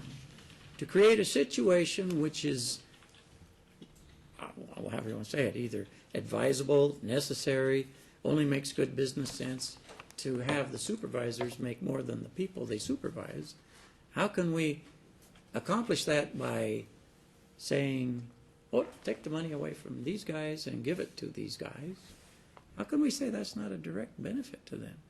Otherwise, what would be the alternative? They'd have to pay it out, wouldn't they? And if you weren't able to use a tip pool and take money from dealer A, who's on a high tipping shift, and move it to dealer B, who's on a low tipping shift, in order to staff shift B, then you're getting a direct benefit because you don't have to pay higher salaries to the dealers on the lower paying shifts. You're getting a, I have to you're getting a benefit. I misspoke again. You're getting a collateral benefit. Throwing at you, then you would also have to pay more to the lousy shift people Precisely. in order to, and if you did that, then you wouldn't even have to get into a direct benefit analysis, Right. because it wouldn't matter, they're not supervisory. Well, the direct benefit analysis is just a judicial interpretation of what becomes a taking by the employer. It's not the supervisor. Here, if in fact, I believe, if in fact the CSTL was deemed to be the employer, 608-160 would say it would be illegal to give that, for that employer to share in the tip. And that's one concept, as opposed to the other concept of direct or collateral benefit. Okay. There is definitely a benefit to the employer by tipping. And there is definitely a benefit to the employer by tip pooling. And we do not try and argue that there isn't a benefit. The issue is it an illegal benefit that constitutes a taking? Is it a direct benefit or collateral benefit? Is right. That's really what it comes And down to. as the cases have interpreted this, and that is Alfred, and that is Moen, Yeah. and that is Cotter, it is deemed to be a collateral benefit, not a direct benefit. Well, the motivations some kinds behind it. of tip pooling are, right, by virtue of those cases. That have been expressly by addressed. Moen, by Alfred? That's not it. Alfred. By Alfred and by Cotter. Alfred just says you can force people on the same shift to pool, and Cotter goes a step further. Alfred says you can require tip pooling, taking tips from one. But the facts. I don't know if it was the same shift or the 24 hours. It was the same shift. But the real issue was, can you take the tip away from the individual and give it to others who don't receive it? Yeah. On the same shift. I mean, at least that's what the facts would seem to say. But it doesn't matter, because Cotter went further, right? And Moen went further.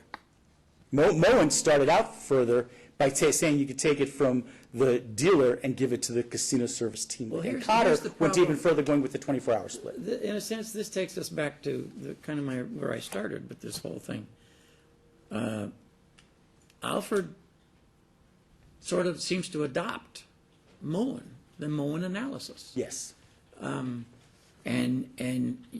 Moen really goes off on protecting the public and talks about the need to put up signage if you're going to do it, and really talks about that. I mean, his whole statutory analysis, which was done without the benefit of this sort of extra curricular thing that these two ex-legislatures were trying to insert. His whole legislative analysis seems to come down to, well, all we're really dealing with is protection of the public here, isn't it? Am I misreading Moen? Isn't that what he was talking about? I read Moen to be that it was the employer had the right to move tips from one individual to another individual, even though there was no signage, because that didn't constitute a taking, as long as the employees were in the same line of service. And in Moen, these were supervisory employees. Here's where I get hung up. Employees. He seemed to be saying that, but only after concluding that there's not really much of anything else to decide why the legislature was saying this, other than the analysis that says we're trying to protect the public here. Well, and going to And so the more I look at Moen, the more I question the appropriateness of excluding the consideration, at least, of this brief by these two legislators. It's one thing to say, look, I've considered it. A, I don't think they really stand for the whole legislature. B, I disagree with their decision of why this was put forward or anything like that. But just to say it's not relevant, I'm having trouble with that. I believe that in Now, order if to there's case law, if there's case law that says clearly that, you know, submissions by prior legislators are no bearing in determining Your Honor, legislative intent, then that was presented to the Labor Commissioner. Okay. We argued against receiving the legislative history as presented because it was bad. It was bad legislative history. It wasn't going to help in the decisional process, and we provided the Labor Commissioner with legal analysis to support the exclusion. It wasn't an arbitrary, I don't want to hear it. It was a reasoned. Does he deal with it in his decision? He dealt with it on the record in his ruling, which is of the record. So, but So you have the brief. You have the briefs for the parties and the argument for the parties in the court in the Labor Commissioner proceedings, where the petitioners are arguing to include Mello and Schofield's 40-year-old recollections, and you have the employer arguing against it and providing him with court decisions as to why this isn't applicable or appropriate legislative history, and you have the Labor Commissioner, and as I stand here before you right now, I'm not going to try and recreate exactly what he said when he rejected the evidence, but he is of record rejecting the evidence for deciding that the employer's position was right and it wasn't relevant to his proceeding. What is interesting legislative history and is in front of Your Honor is the fact that this policy was changed in 2006 by the Wynn. In 2007, the Nevada legislature met again. And in 2007, there were bills that were introduced to the 2007 legislature which would have made this practice illegal. Those bills were rejected by the Nevada legislature. Okay. And in 2009, there were no bills considered, and in 2011, there were no bills considered. So the Nevada legislature has had a chance to change the statute, to clarify the statute, to make it read the way that the dealers who are opposing the practice would say the statute reads, and have, through the legislative process, not with a recollection of 40 years ago what was intended, but with a recollection of less than 10 years ago saying, this isn't what we want to do, dealing directly with this practice. okay. I'm going to take a little break here. How long do you need? I mean, what's the deal? Let's take a 10-minute recess. Okay. Thank you.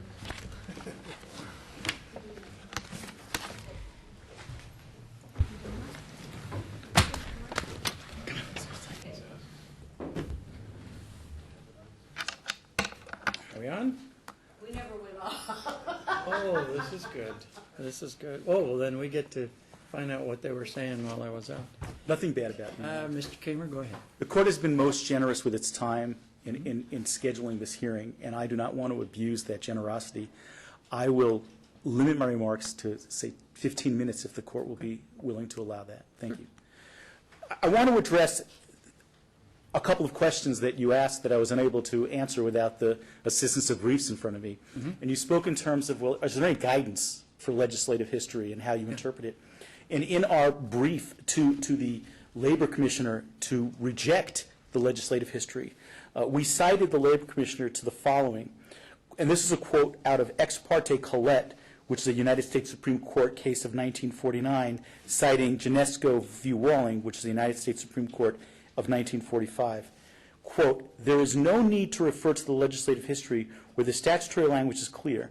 Quote, the plain words and meaning of a statute cannot be overcome by legislative history which through strained process of deduction for events of wholly ambiguous significance may furnish dubious basis for inference in any and every direction, which was the reference to legislators recreating what happened in 1971 when they passed a statute 40 years later. And we might add That almost sounds like what the petitioners are saying when they look directly at the statutory language and say we should throw out Moan. well, but in terms of the legislative history, I would also note that the first statute was passed in 1936. That statute dealt with signage. Okay, all right. And then when the statute was amended in 1971, it took out any reference to the signage. Okay, And that is what Bruce Thompson was addressing when he spoke about signage, saying this was the change in the statute.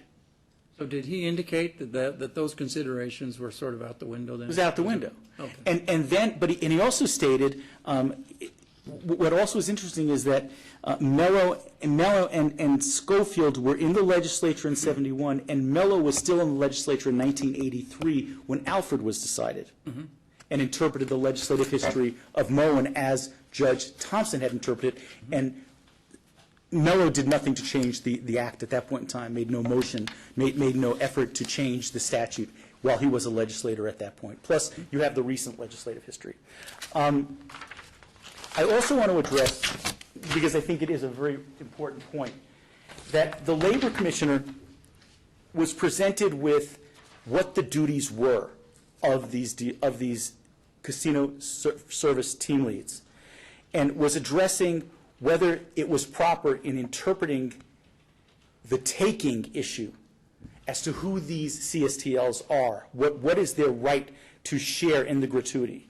And so the Labor Commissioner at page 12 of his decision states, there seems to be an inherent limitation in the line of service reasoning in that there needs to be some sort of a nexus between the services provided to the customer and the employee providing that service. That the dealers are the employees who interact most directly with the customers in table games is beyond dispute. By the same token, CSTLs do not have the same degree of direct contact with customers as the dealers because they have additional duties that occupy a portion of their time. However, the CSTL's contribution to service in the table games pit cannot be completely discounted. Some things are subtle, such as opening and closing games to accommodate the number of players looking to play, changing out the cards or rating play. Others are more direct, such as answering questions from customers, handling lines of credit, changing the limits on the tables as requested, resolving disputes, and providing concierge-type services such as ordering drinks and making dinner reservations. Each of these things contributes to the customer's experience. And then with regard to the factual record below, there were disputed facts. There were many disputed facts. And the Labor Commissioner had to resolve those disputed facts. And he used 10 days of sworn testimony and the evidence that was presented to make those resolutions in this quasi-judicial process that he had, and that the court, the Supreme Court, has blessed by saying, go to the Labor Commissioner. Now, originally this case was heard by Judge Herndon, because the individual dealers felt that they had an individual right to a cause of action. And they said that we didn't have the right to make these changes. And so that's how the case boiled out. It first went up to the Supreme Court, and the Supreme Court said the place to make these findings of fact that need to be made here need to be made through the Labor Commissioner. And the Labor Commissioner did his job by allowing. The Supreme Court then laid down some very good guidelines for the Commissioner to know exactly what the law is in this state. Regarding all of this. It would have been a lot better if they would have done that. But you know what? If one reads the decisions and if one sees that there is guidance. There certainly is guidance. So then there's the Commissioner says, again on page 12, and I'm going to go to the next slide, there is substantial testimony in the record establishing that I got to go back, considerable conflicting testimony was provided regarding tips received by pit bosses, floor supervisors, and now CSTLs. And then he says there is substantial testimony in the record establishing that these employees did in fact receive tips. The disagreement centered on frequency and the magnitude. And then at another point in his decision on page 14, he speaks about their services, and he speaks about what is a CSTL. What is the CSTL the supervisor? Or is the CSTL the employer? More specifically, because in 608-160, if the CSTL is the employer, prohibited from receiving tips, game over. We would all agree with that. And so the Labor Commissioner extends considerable effort in establishing what the evidence showed and what the law shows in terms of who is an employer. And so on page 14 in his decision, and now it's the Labor Commissioner speaking in his decision, quote, "The Labor Commissioner evaluates whether or not a person is an employer for enforcement purposes under NRS 608, utilizing the analysis of Nevada Administrative Code 608-150, adopted in 2004. And then it goes through and lays out a 2-point and 5 subpart test of what constitutes an employer as found on pages 14 and 15. And then the Labor Commissioner goes on to state, the evidence in this case clearly sets forth that the CSTLs did not have the power to hire and fire other employees, did not have the power to determine or control other employees' methods or rate of employment, did not maintain employment records, do not have control over the conditions of employment of other employees, nor do they have control of the business. They do have some supervisory functions and may be involved in scheduling insofar as they are involved in deciding whether tables should be opened or closed, but that does not appear to extend to deciding the underlying work schedules of the other employees. Based on substantial evidence in the record, neither Boxman nor CSTLs are employers, and they cannot be prohibited from participating in the tip pool on the basis. The Labor Commissioner took evidence, evaluated that evidence, and made a ruling in a proper proceeding that has been sanctioned by the Nevada Supreme Court. We come before you not as a trial de novo. And my understanding of the standard of review to be applied here, and this is pursuant to the statute, Your Honor, NRS 233B-135, the final decision, subpart 2, the final decision of the agency shall be deemed reasonable and unlawful until reversed or set aside in whole or in part by the court. The burden of proof is on the party attacking or resisting the decision to show that the final decision is invalid. The burden of proof pursuant to the statute has always been on the petitioner in this proceeding to show that Doesn't it go even, I mean, in a sense, further than that? If there is substantial evidence in the record below, then absolutely. Am I supposed to? And then that goes to, Your Honor, you're reading ahead of me on the statute. You're not supposed to do that. Number 3, the court shall not, and I'm not telling the court what to do, this is the legislature. The court shall not substitute its judgment for that of the agency as the weight of the evidence as to a question of fact. So that is your charge, Your Honor, and I know that you will take it most seriously as you have in allowing us to speak before you at such length as we have. Now, in terms of my position, and I think that the record's position is that the Labor Commission's hearings and decision were well-founded. His rulings are based on the substantial evidence he had. Whether those facts applied the law in the way that a reviewing court may apply them, that's what appellate courts are for, and that's why the process is set up. But the factual record that he has stated, I think, is unassailable. And I think that his 10 days of hearings are unassailable. And when you look at them, you too will reach that conclusion. I want to just look at 608-160 real quickly. Back to my concept of simple responses and that you can get a fine result without having to deal with a complicated resolution.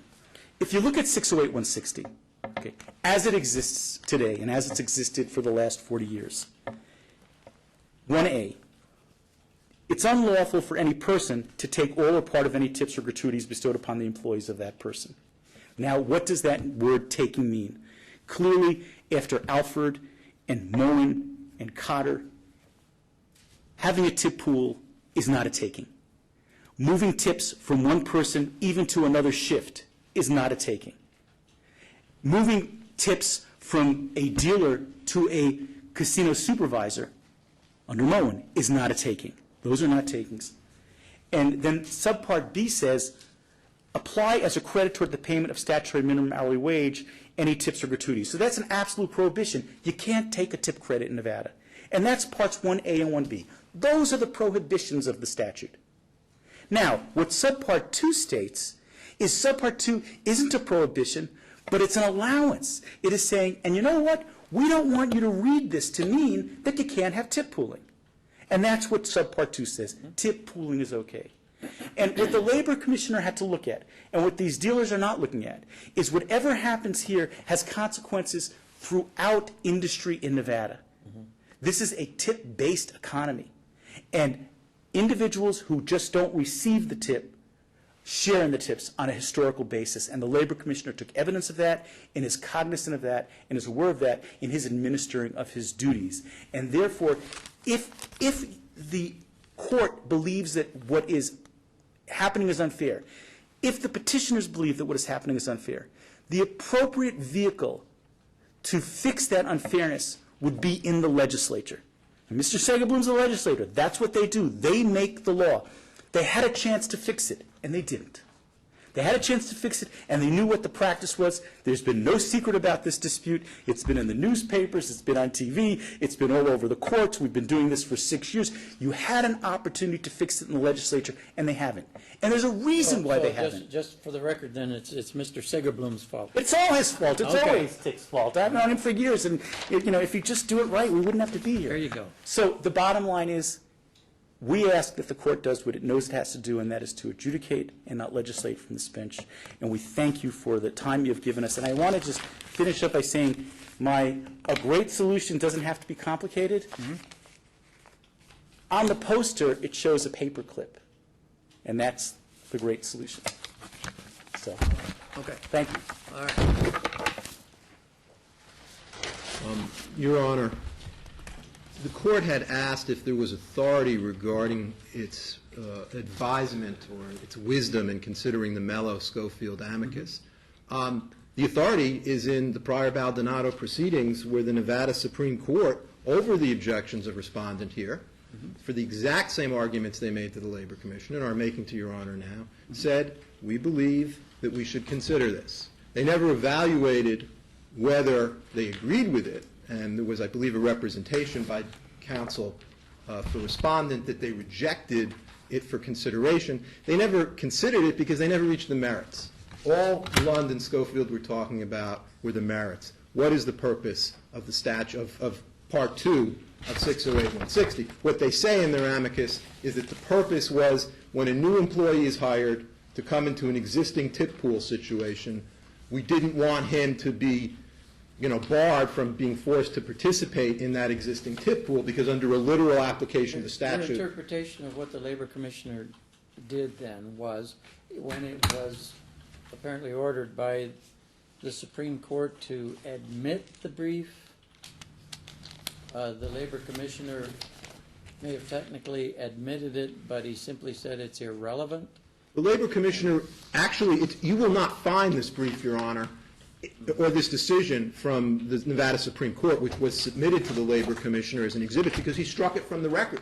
He refused to consider it. I have introduced it into these proceedings as an exhibit, Exhibit C, Your Honor, to my brief, because the Labor Commissioner, as one of his orders that is now before review before yourself, was that I'm not going to consider this. And we submitted the amicus that was submitted to the Supreme Court. We submitted the Supreme Court's decision saying that we are going to consider the amicus.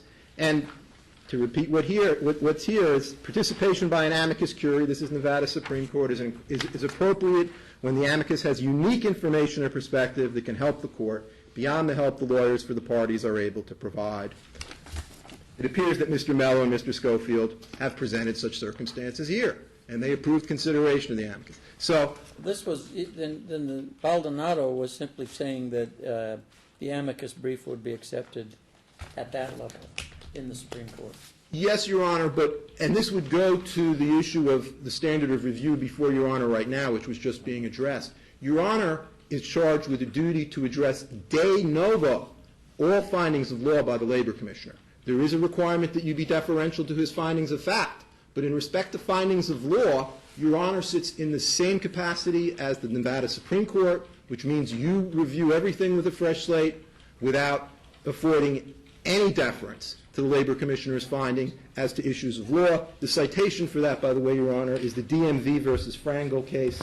That's at 867 Pacific 2nd, 397. Your clerk might wish to take a look at that. Now, in respect to Alford did not adopt the findings that were made in Moen. Alford only adopted the dicta in Moen that the actual purpose of the statute is to protect an employee, which honestly, Your Honor, is not really very clear from Moen, because Moen talks about protecting the public, but this was the extent to which Alford adopted Moen. And Alford recites in two places. That what we are saying is that the tip pool in this case, we are approving of. It does not, in fact. What does it mean when it says, "We believe that the interpretation advanced in Moen is in light of the legislative history and well-established and commonly known Nevada employment practices, the correct one"? What does the court mean by that? The court in that paragraph, Your Honor, this is reproduced at page 5 of my reply brief, Your Honor. You have to look at the prior paragraph. The prior paragraph states, and this is quoting Moen, "The evident purpose and proper interpretation of the statute is that it was enacted to prevent the taking of tips by an employer for the benefit of the employer. Based on this construction of the statute, the district court," it is referring to Hang on a Moen. second. Where are you reading now? This is the immediately preceding paragraph, Your Honor. If you look at page 5 of my reply brief, the section that you just quoted is reproduced along with the immediately preceding paragraphs from the Moen decision, Your Honor. And when in the paragraph you were citing where they say, "We believe the interpretation advanced in Moen," when it says "the," it really, Your Honor, should say "this," okay? But it says "the." But what interpretation? Well, you've got to look to what they were previously discussing about Moen, the interpretation. I mean, they're not adopting Moen as respondent would have you believe, lock, stock, and barrel. And And in this you may, I'm not sure there's agreement, but at least there's agreement that it's not for the benefit of the public, that it is for the benefit of the employee.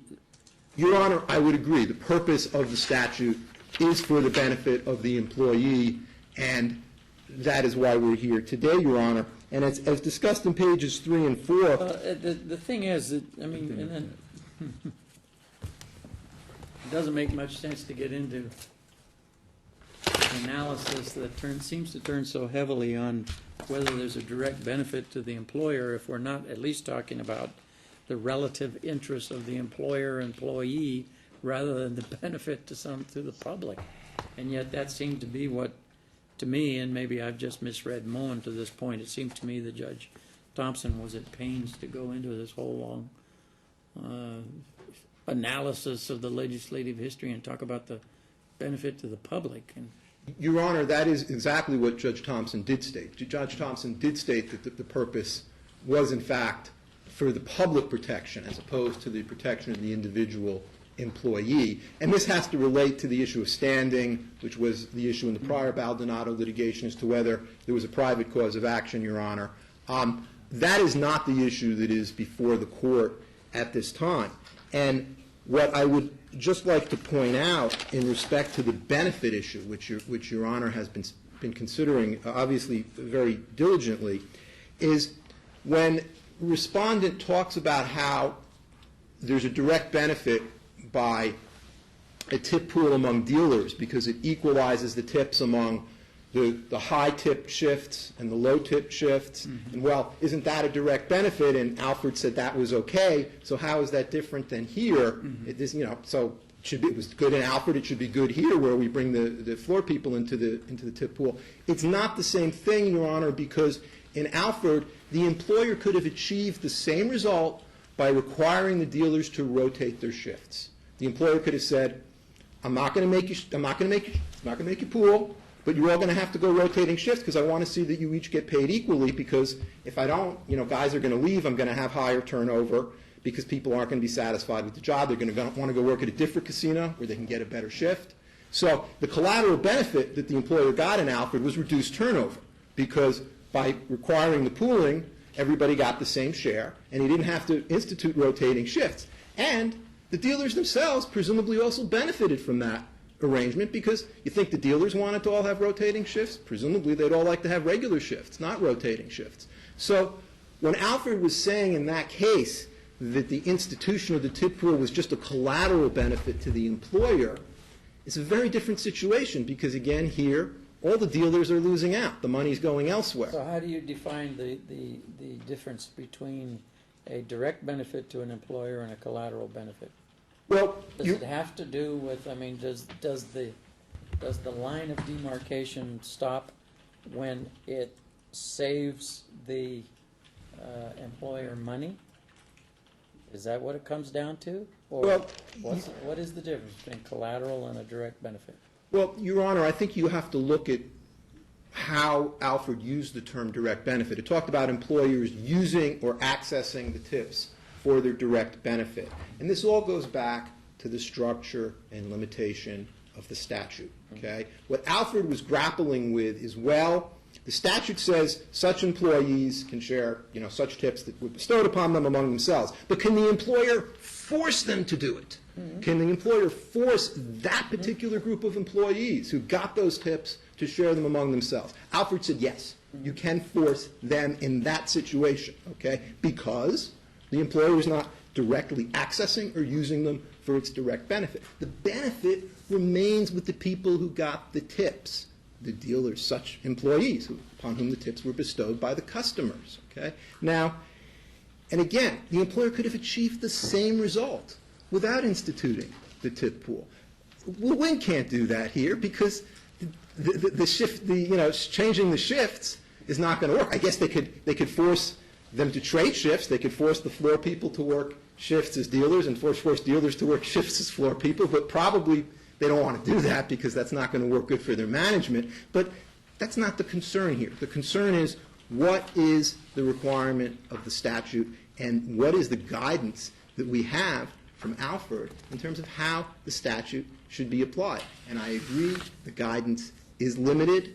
Alford, as I was stating, recites twice in the decision we are only approving of the tip pool in this case or in the instant case before us. They did not comment upon Moen's line of service. There is no discussion in Alford regarding Moen's line of service analysis. And in addition, Well, it didn't have any quibbles or quarrels with it, though, did it? it's not discussed. So how can we reach the conclusion that they had no quibbles or quarrels with it? They only discuss Moen. Well, if it says we think their interpretation of the statute is correct, and the way the judge in Moen arrived at that interpretation included some sort of analysis of the line of service concept, is that sort of at least a tacit? Well, no, Your Honor, I would submit that it is not, and it is not because So you're still saying that this court should, in effect, put some distance between what we say in this case is the law in Nevada and Moen. absolutely, Your Honor, Moen was wrongly How do decided. I do that? How do I do that in the face of Alford? Because Because- Alford at least says, I mean, you can slice it and dice it, but somewhere in there, don't I as a lowly district court have to give some deference to a Supreme Court opinion that says we think that where's it at? Well, it says we think that Moen had it right. Where's that at? Here we go. That we believe that the interpretation advanced in Moen is the correct one, and that interpretation, as you said, the quote from Moen is, the evident purpose and proper interpretation of the statute is that it was enacted to prevent the taking of tips by an employer for the benefit of the employer. And you would say then, I guess, that's what they meant, and you limit it to that. Absolutely, Your Honor. You don't get into all the rest that Moen analyzed because Alford didn't really say it bought into that. Alford didn't say anything about it, and in fact, the only thing we know about that issue, Your Honor, from Alford, and this is discussed at pages 3 and 4 of my reply brief, and I'll quote, we hold that the district court, in that case, correctly concluded that NRS 608-160 does not prohibit employer from requiring employees to enter into a tip pooling arrangement such as that imposed in the instant case. Now, why is that limiting language in Alford, Your Honor? Why do we have those last 8 words in that sentence? If the employer could simply require participation in a tip pool without limitation, those 8 words wouldn't be there, Your Honor. So the most you could look at is to say, such as that in this case, which meant, and in fact, Alford was less than Cotter. It didn't even say 24-hour pooling. It just said shift pooling, as I recall, and maybe I'm incorrect, but I think the facts in Alford were that it was pooling on that shift, wasn't it? Well, that may be so, Your Honor. In terms of what's relevant for this case is in Alford, it was just dealers. Again, it was the such employees upon whom those tips were bestowed in the first place, which is not the circumstances here. And Alford, as you can see on page 4 of my reply, repeats that same in the instant case language. Okay, when it makes its ultimate finding, we're saying in this case this was all right. Okay, and again, the magic talisman is direct benefit Well, yes, Your Honor. versus collateral. Right. And the there reason- really is no clear Nevada authority on point about the difference between direct and collateral. Is Well- that correct? I think that may be something both of you would agree on. I would agree to that, Your Honor. All right. Your Honor, we have Alford, where it originates, to what extent that can give Your Honor guidance, but there is no other authority discussing the direct benefit Well, as you concept. said, Alfred only says such as that one in this case, so, and then it throws in, it's only collateral, so, and then I'm supposed to guess from that what that court would do given this set of facts in determining what's a collateral benefit versus a direct benefit. So, and the only thing that we're left with, as far as I can tell, is just logical arguing. Well, Your Honor, I would... That's why I'm trying to pin you down a little bit about what's the difference between direct benefit and collateral. I could see you advancing an argument that, look, as long as it really affects directly the bottom line of the casino, that is, they get to supplement the salary, the compensation of CSTLs with money that they take from dealers. That's surely a direct benefit. It certainly is, Your Honor, and let me just give the court an alternative scenario. Let's say the Wynn took the $5 million a year from the dealer's tip pool, put it into their treasury, and then also decided to give all of the floor supervisors $25,000 a year raises. That would clearly be illegal under what the Labor Commissioner is holding, because they're just taking it and putting it in their treasury. How is it any different when they simply say, oh, no, we're not putting it in our treasury, we're taking it from these employees who got the tips, upon whom they were bestowed, and we're in that tip pool under the statute, and we're giving it to these people who never got any of these tips. Or if they did get any, it was a very nominal amount. Okay, now let me advance this. I've already, we talked about, the precious little guidance that this court has, but I don't really have to make that determination, do I? Aren't I bound by what the Labor Commissioner says the answer is, unless he contravenes the law? That might be a tough burden you have if there really is no law to help us in that regard. Or what? There's a lack of substantial evidence in the record to substantiate what he determines the law is in Nevada. Well, Your Honor, an issue of law is an issue of law. And as I explained to the court already, this is a de novo standard. Your Honor does not grant any deference to the Labor Commissioner in respect to determinations of law. We have the statute. We have the statutory language. As we've already discussed, Moen, which is where he based his determination as to the law, changes the statutory language. It basically writes out those limiting such employees and themselves language that is in the second section of 608-160. The Labor Commissioner never attempts to explain that. All he says is, Moen said this was okay. I think that's the proper interpretation. Respondent says the same thing. Moen doesn't explain how come it's rewriting the statute to remove that language. This court is bound to respect the statutory language. And as Your Honor was observing before, I fully agree. There is no ambiguity here in the statutory language. What we have here is an historic situation where in Moen, 40 years ago, we had a judge who, with all due Well, I'm respect... finding it pretty ambiguous. I mean, when we say, look, the magic analysis has to focus on words that are not in the statute even itself, has to focus on direct benefit versus collateral benefit, I'm finding that to be a certain lack of clarity. Well, Your Honor, that was the standard that was adopted in Alford in respect to whether you could compel a group of employees to share tips. That was the issue that was in front of the court in Alfred, not whether you could compel non-tipped employees or tipped employees to share with non-tipped employees. In Alfred, there was no dispute that all these dealers were getting tips. Some were getting more, some were getting less. They were all doing the same job. Are the facts in the record? I mean, the conclusion of the commissioner, and as I understand it to this point, seems to be that they are all tip-sharing employees. Well, that all those employees get tips, even the CSTLs. Well, Your Honor, we requested that the Wynn produce videotapes of the activities in the casino so we could actually see whether these CSTLs did receive tips. And they refused to produce that. The Labor Commissioner didn't compel them to produce it. It could have been done. It could have been done under seal. There's ways to deal with privacy issues, Your Honor. Again, that goes to the fact that it was their burden to establish the applicability of the exemption they're seeking here, Your Honor.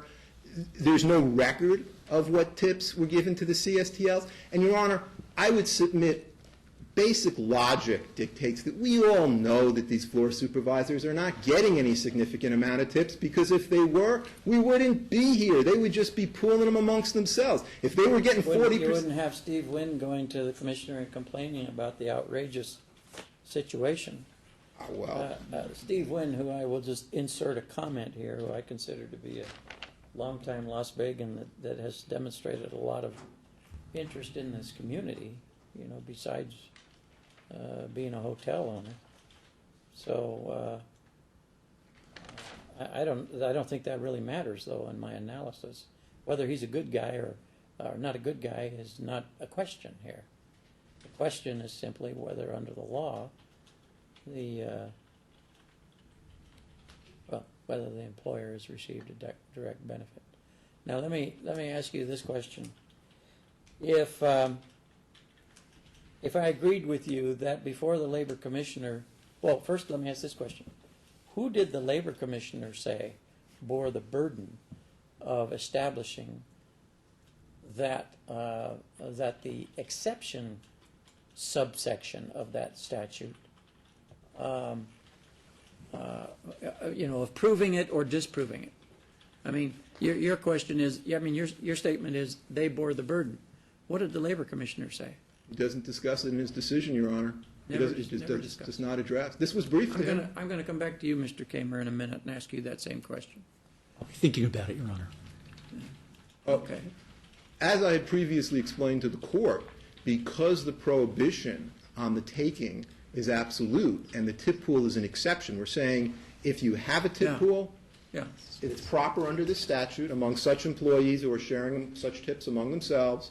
You're not violating the statute because it is an exception to the broad prohibition. And if the employer is going to compel the tip pool as a condition of employment, the burden should be on the employer to show. And, Your Honor, I would submit that implicitly Alfred adopts that view when it says, well, we have to examine this. We have to be sure that the employer is not accessing or using the tips for their direct benefit. So clearly there's an examination, not of the employee's circumstances, but of the employer's circumstances as a result of such action. As soon as you say that the analysis must focus on whether there's a direct benefit to the employer, then the analysis must shift to the employer.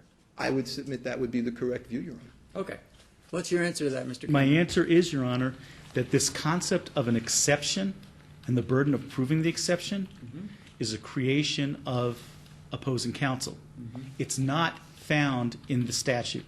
608-160 is a prohibition of employers taking tips, numbers 1 and A and B.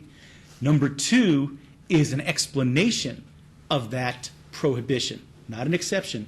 Number 2 is an explanation that says and gives guidance to the public. 608-160. What's the language of subsection 2, if you will? Nothing contained in this section shall be construed to prevent such employees from entering into an agreement to divide such tips or gratuities among themselves. That's the language.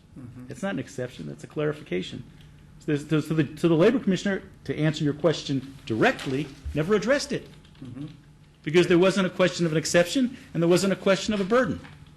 But the burden of proving that the Labor Commissioner did something wrong is clearly upon the petitioners, and that's found in the statute. Thank you for your patience, Your Honor. So if Alford says that Alford didn't then, what do I want to say, interpret, well, it interpreted subsection 2. No, it didn't. Alford simply says that subsection 2 does not mean that an employer can't impose it as a requirement. And what's interesting, Your Honor, is when learned counsel speaks of the FLSA, the Fair Labor Standards Act, and cites to it to say, well, if there's an exception, that exception is upon the employer. The FLSA does, in fact, have an exception, and that is the exceptions to overtime. And when an employer is asserting an exception to having to pay an employee overtime, it has to prove that that person is not exempt, is indeed exempt from overtime. That has nothing to do with But you don't think this. this court should refer to the FLSA anyway?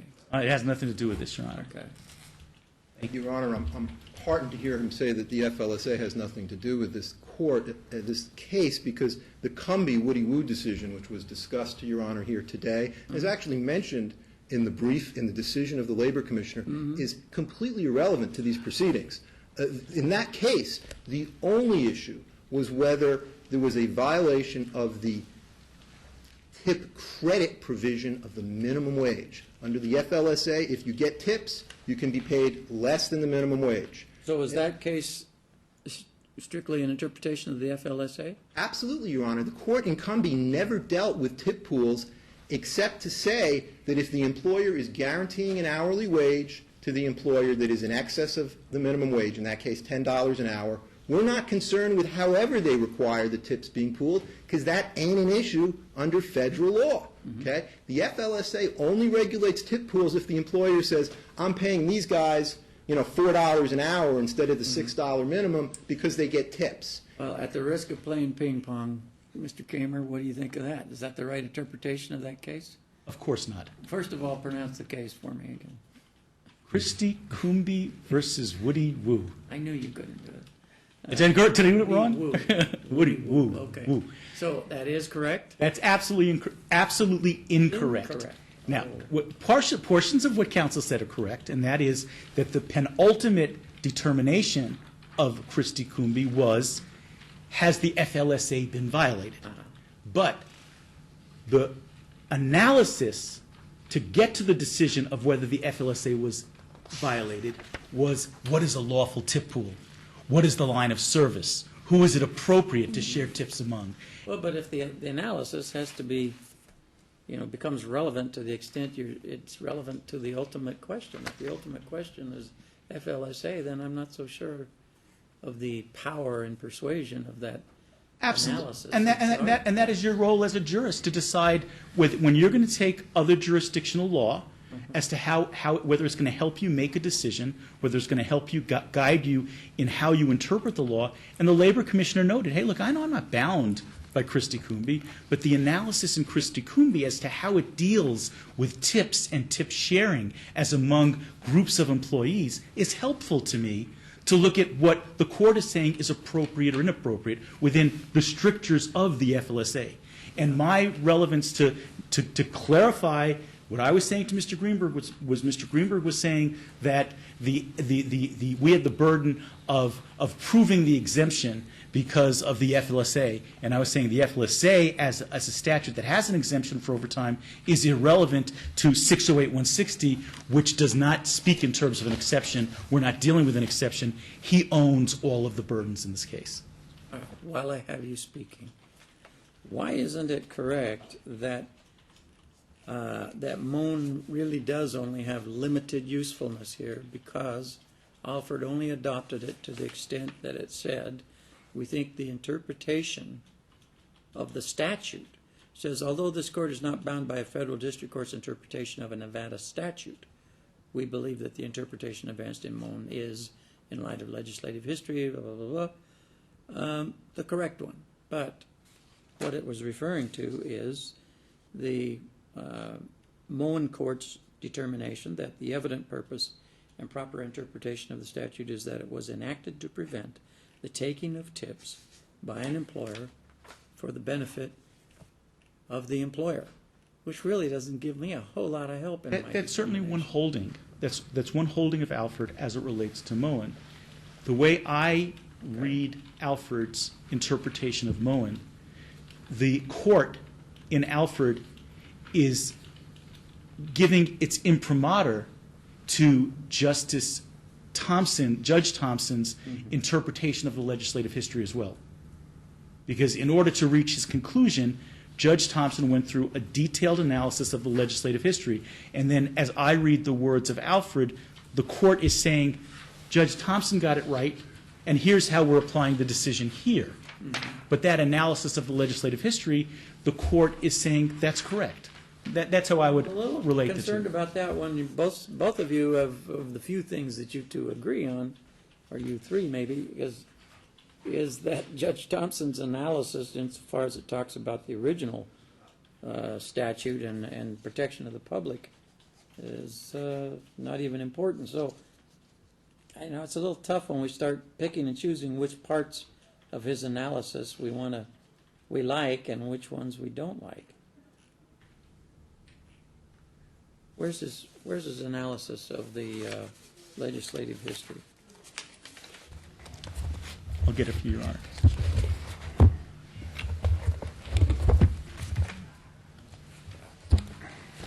case.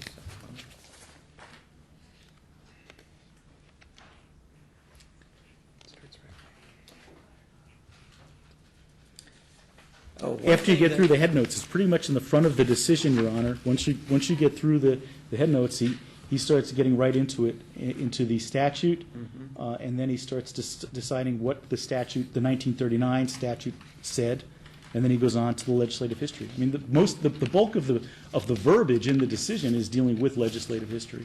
Okay.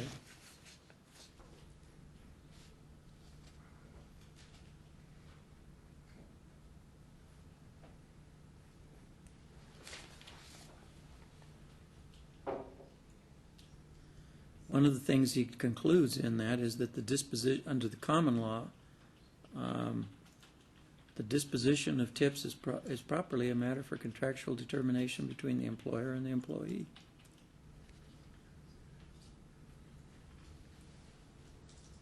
And that would be consistent with our understanding too, except as modified by 608-160. So common law can say one thing, but once you get a statute that says, well, we're going to let you contract, but we're not going to let you do this, then that statute's going to override that common law. So did these dealers get any consideration for, in effect, changing the deal that they had when they were hired? That, Your Honor, is going to be pleased to know that issue has been decided by the Nevada Supreme Court in Baldonado, and the Supreme Court said continued employment by that at-will employee is the consideration. Interesting. So that one you don't have to deal with, Your Honor. Unlike a covenant not to compete, huh? Because by statute, the covenant not to compete statute requires it expressly that if we're going to enforce the covenant not to compete, as long as it complies with scope and jurisdiction, it needs to be supported by additional consideration. And COMCO, of the Supreme Court decision COMCO, would say that there too, that continued employment can be adequate consideration. I didn't come here prepared to argue a covenant not to compete. Well, you could have fooled me. All right. Okay, I think we've kind of ventilated this. Oh, do you want to have something to I say? just have The legislature. The one thing we all agreed on is it's your fault. Exactly. So don't blame me.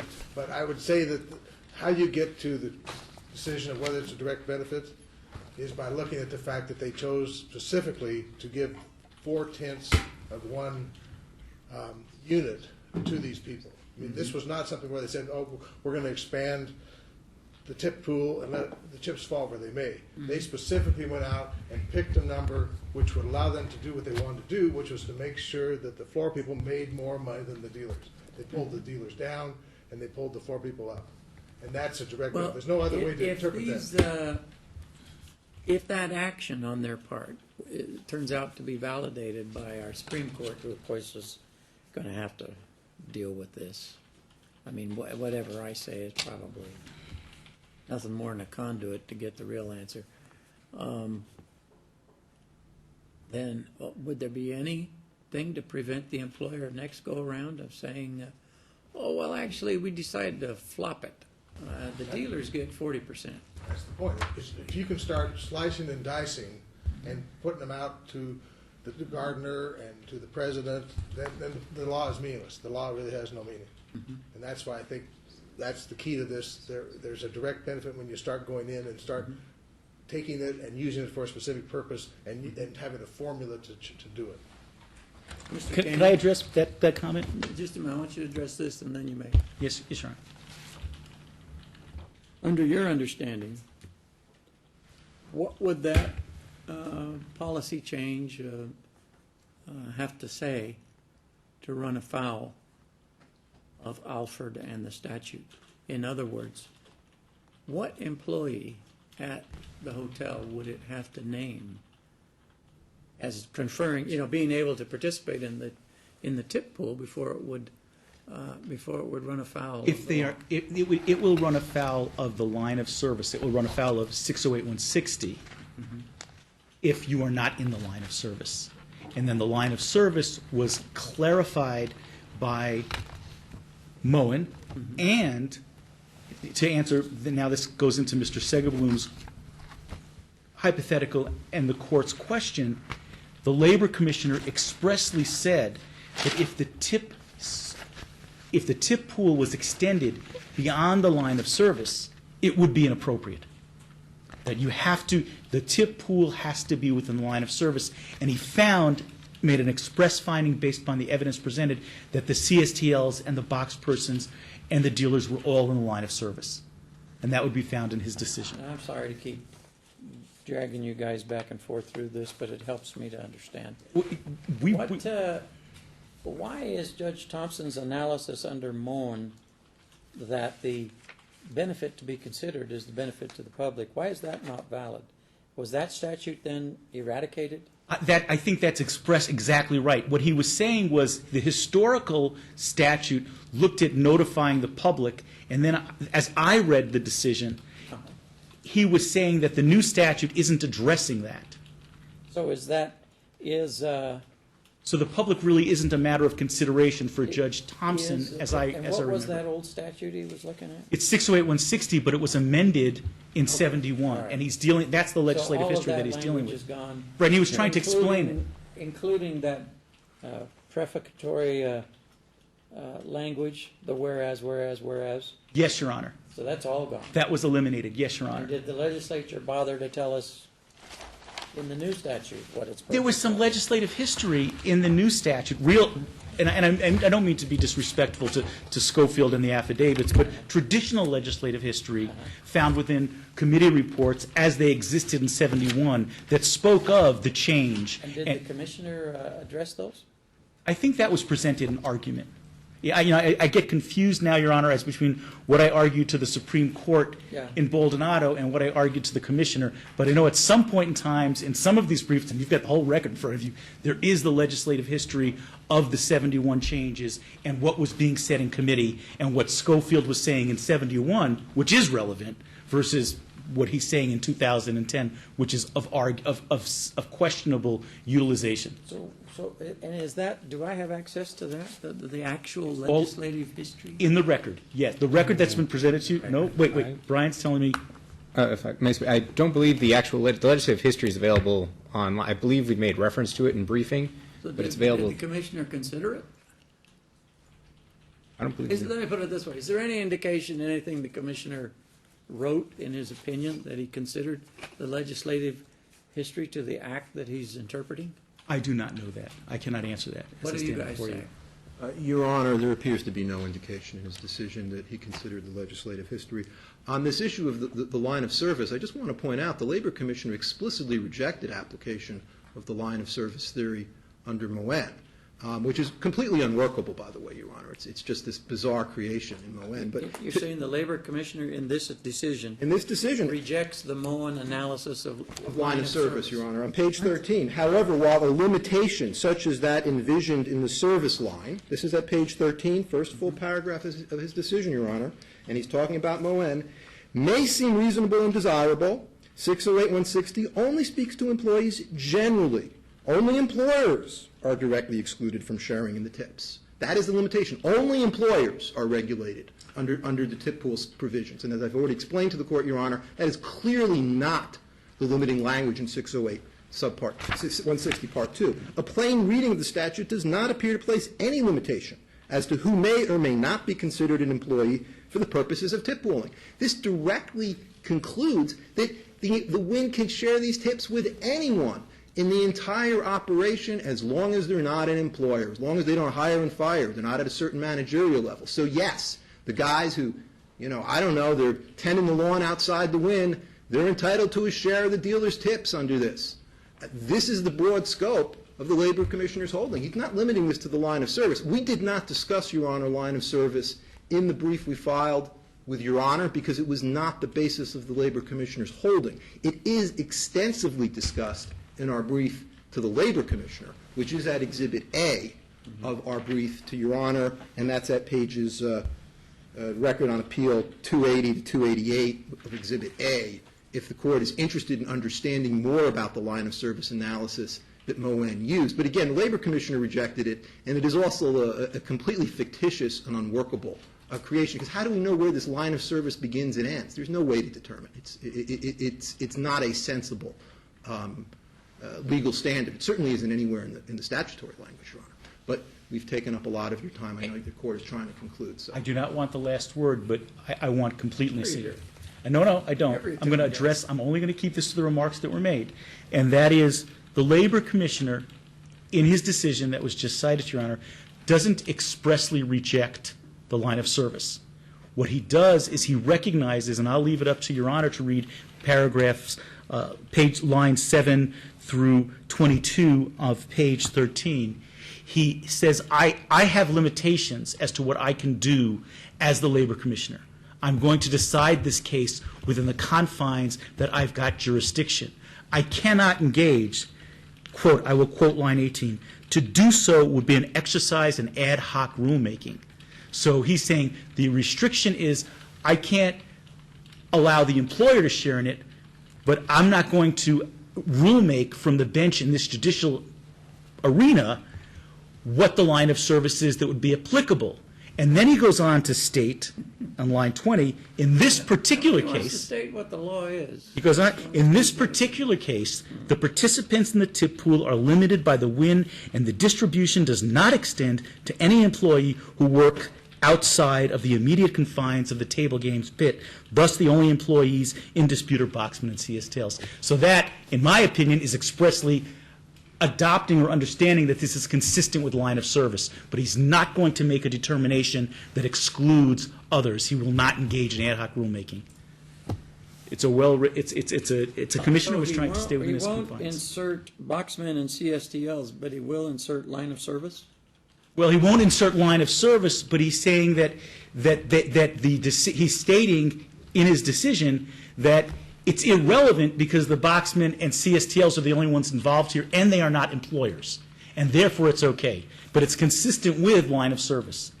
Well, so, and then in the next paragraph, he says, in this particular case, the participants in the tip pool are limited by the Wynn, and the distribution does not extend to any employees who work outside the immediate confines of the table games pits, which Correct. does seem to, he's at least saying, well, we don't run afoul of line of service. Exactly. Yes, Your Honor. Well, gee, I'd like to thank all these people for making my job easier. Okay. Thank you all. I hope we have made it easier, Your Honor. We've tried, at least. Well, you have. Well, you have and you haven't, so. Well, we appreciate your time on this Friday afternoon. Thank you, Your Honor. I hope nobody's in a big hurry, because it appears to me that it is important that I look at that record on appeal. Is it an ROA, but if it's a petition for judicial review? Yeah. There's a big, Mr. Cohen, how many pages have we submitted? What's the record? It's like thousands, The right? record's like 10,000. 10,000 pages for Your Honor to leisurely glance at. And so that gives you a whole lot of time. And your clerk will be in practice 3 years by the time you He'll be out there arguing. have a chance. He'll be arguing with us, right? One side or the other.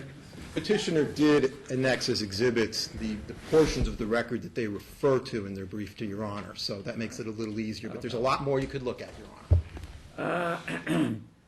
Fair to say that this is not one that you need a decision in too short of order? Absolutely not. Here's the only thing I'm going to promise. I will put this on a chamber's calendar for 30 days from now. And essentially, by that point, I will have determined whether or not I think that I have enough and I can just put it on a further chamber's calendar for a decision, or whether I conclude that for some reason that none of us hope happens. I need to hear from you some more. Thank you, Your Honor. Thank you. Thank you all. Thank you. Yeah. So we'll announce that. It'll be held in chambers on September 12th. Just whatever time. No council need to be present, because I won't hear from you even if you are. September 12th. Okay.